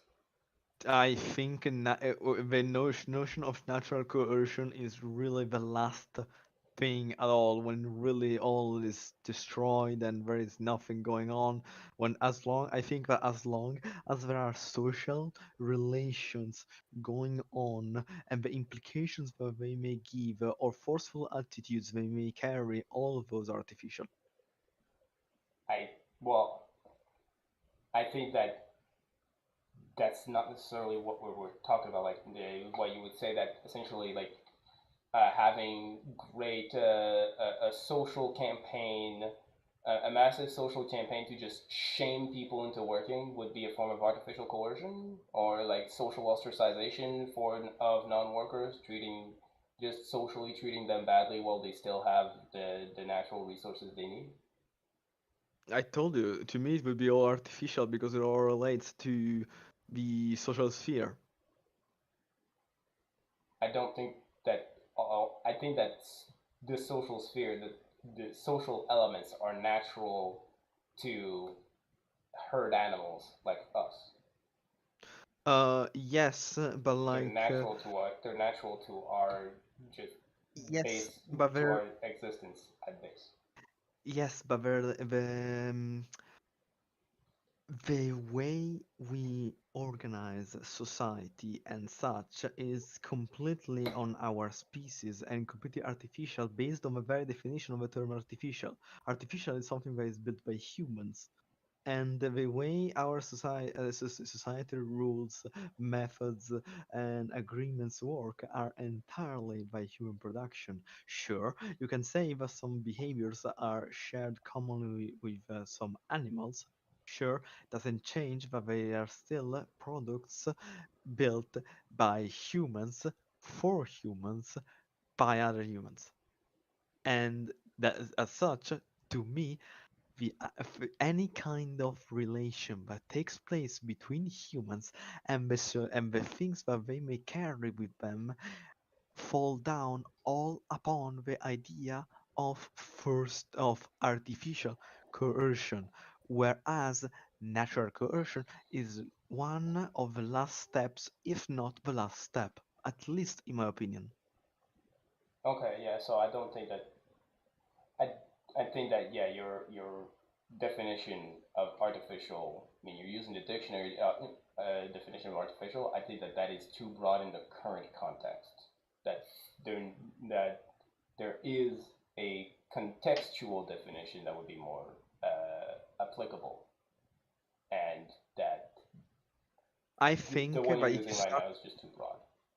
I think that if you start to use contextual definitions, you started to fall into a very, very difficult path of subjectivity where there are people, not just me and you, but like different people will draw different lines in what is considered a good natural coercion and a bad artificial um, coercion.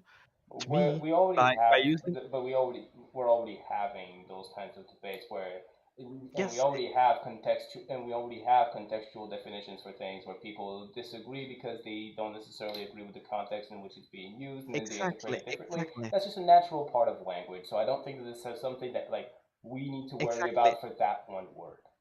I don't agree on this, especially because here's the thing: you said it, especially in debates online or about politics and such. People tend to use their own definitions for things, and this creates just only further redundancy.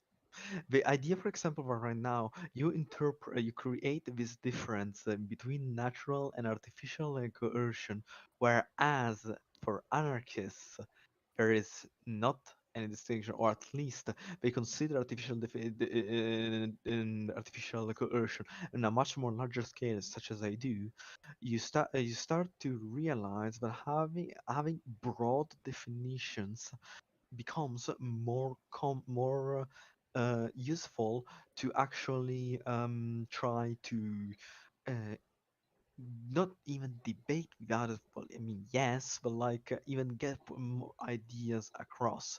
If you start to use like contextual definitions, for example, for what is considered artificial coercion, you are literally liable to ask to 21 people what they consider artificial coercion. You're going to have 21 Right. different But results. Why is actually, the mess? that's the thing. Okay, so let's say I try to apply your definition of artificial, which is man-made. Okay, so human-made coercion.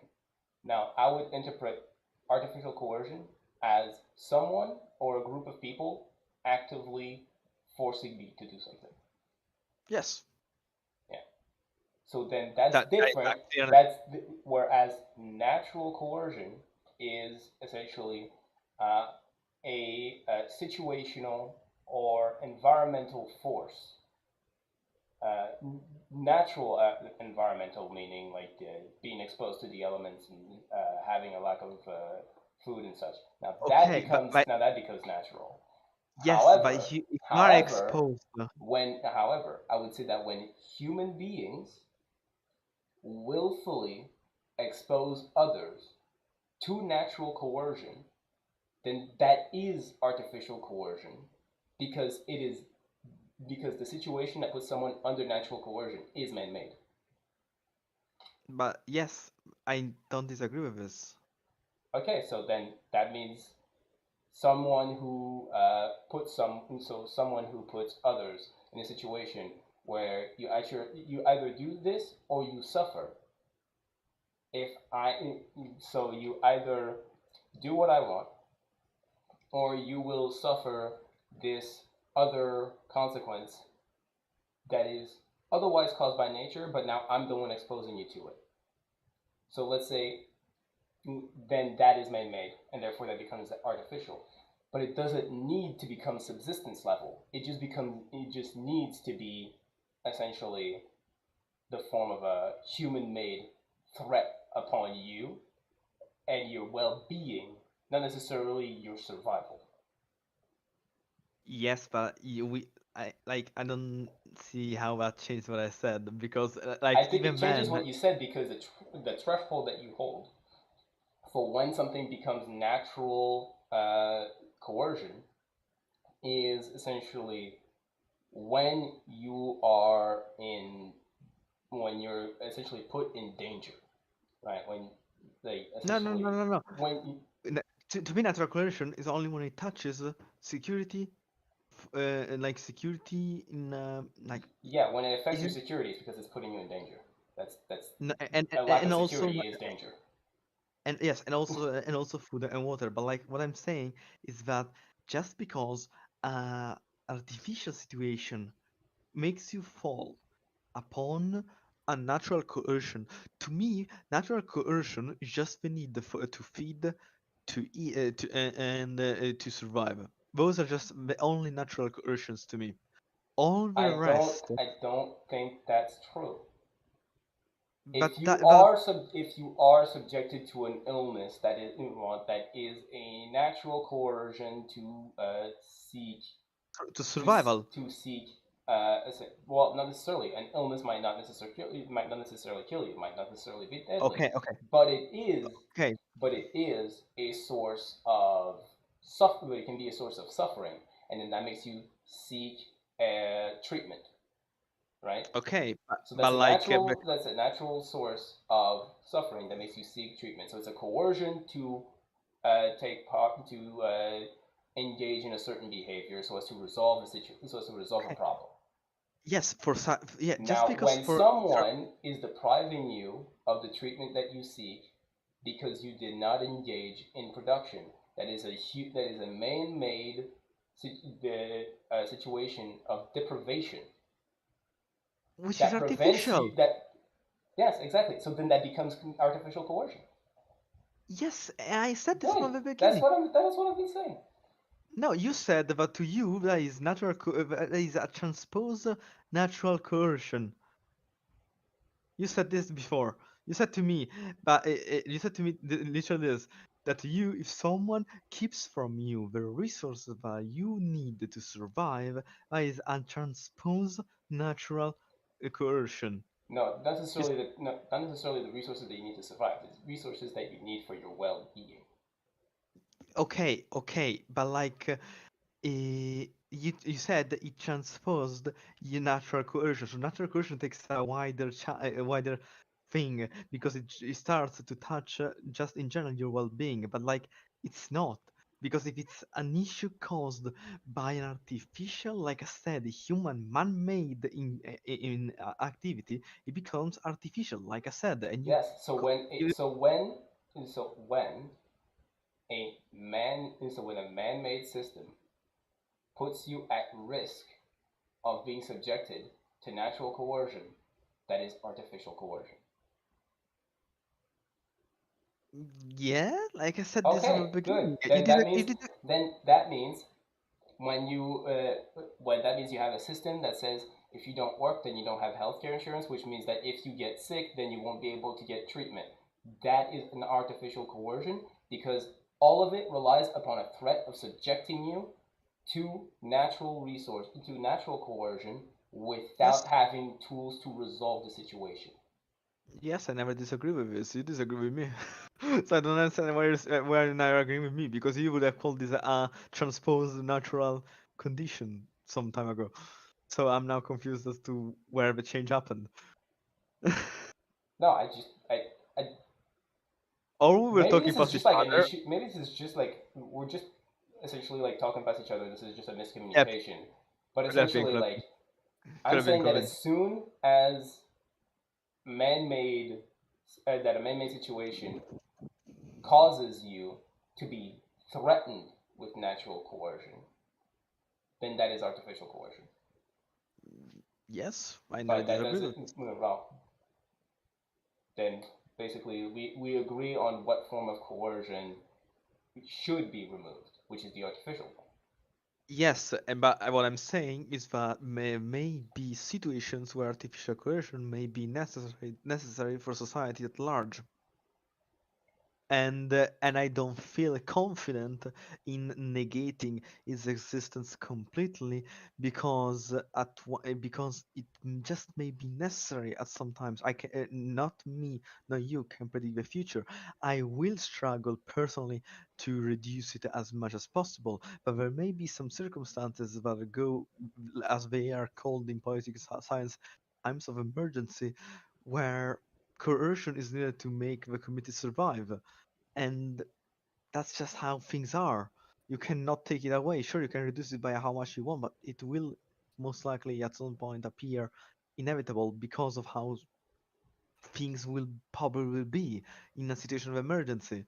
Yeah, no, I mean, I would that I agree with because essentially, if we take COVID as an example, there was artificial coercion to get vaccinated upon many people because without it, the community would be endangered.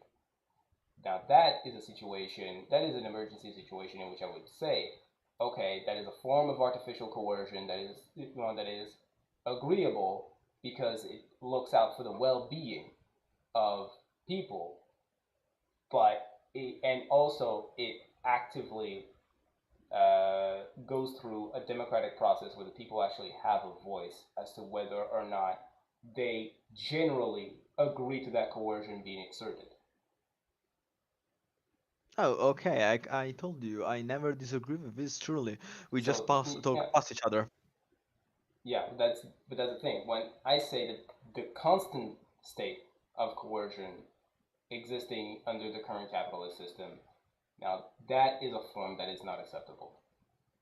And I agree. I'm just like you. Someone advocates quite often for better conditions for workers, for civilians at large, and I completely agree. I'm just saying that even if we take away the current mode of system capitalism, high levels of artificial coercion will still be needed because without it, society can function. And we both agreed on this. Yeah, I just think that maybe the forms of coercion need to be changed and the places where they are applied might also have to be changed. And mainly, predominantly, the I think that there needs to be a societal agreement upon what forms of artificial coercions are applied. If not a consensus, then at least a majority agreement. That I would not walk upon that path because it For becomes no extremely no no dangerous. for a majority agreement with while taking account for the protection of minorities.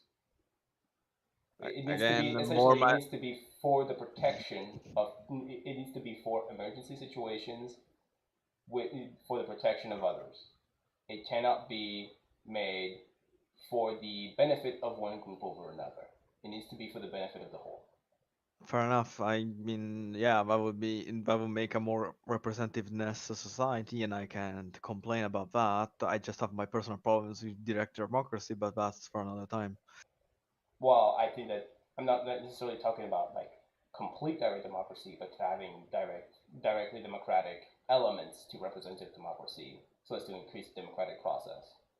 Sure, that's more reasonable. Okay, now I really gotta go. It's 1:30 p.m. All It's right. very late. Okay. Well, I you have a I good night, buddy. thank you. I truly thank you for having me here. Truly thank you, and I wish you a beautiful evening, I think, and night is to you as well. Yeah. I don't necessarily think it was the best debate, but it was a good first start. We'll see how the next ones go. Anytime you want, I'll be here. Thank you for having me, and truly thank you for your patience and kindness. Stay safe.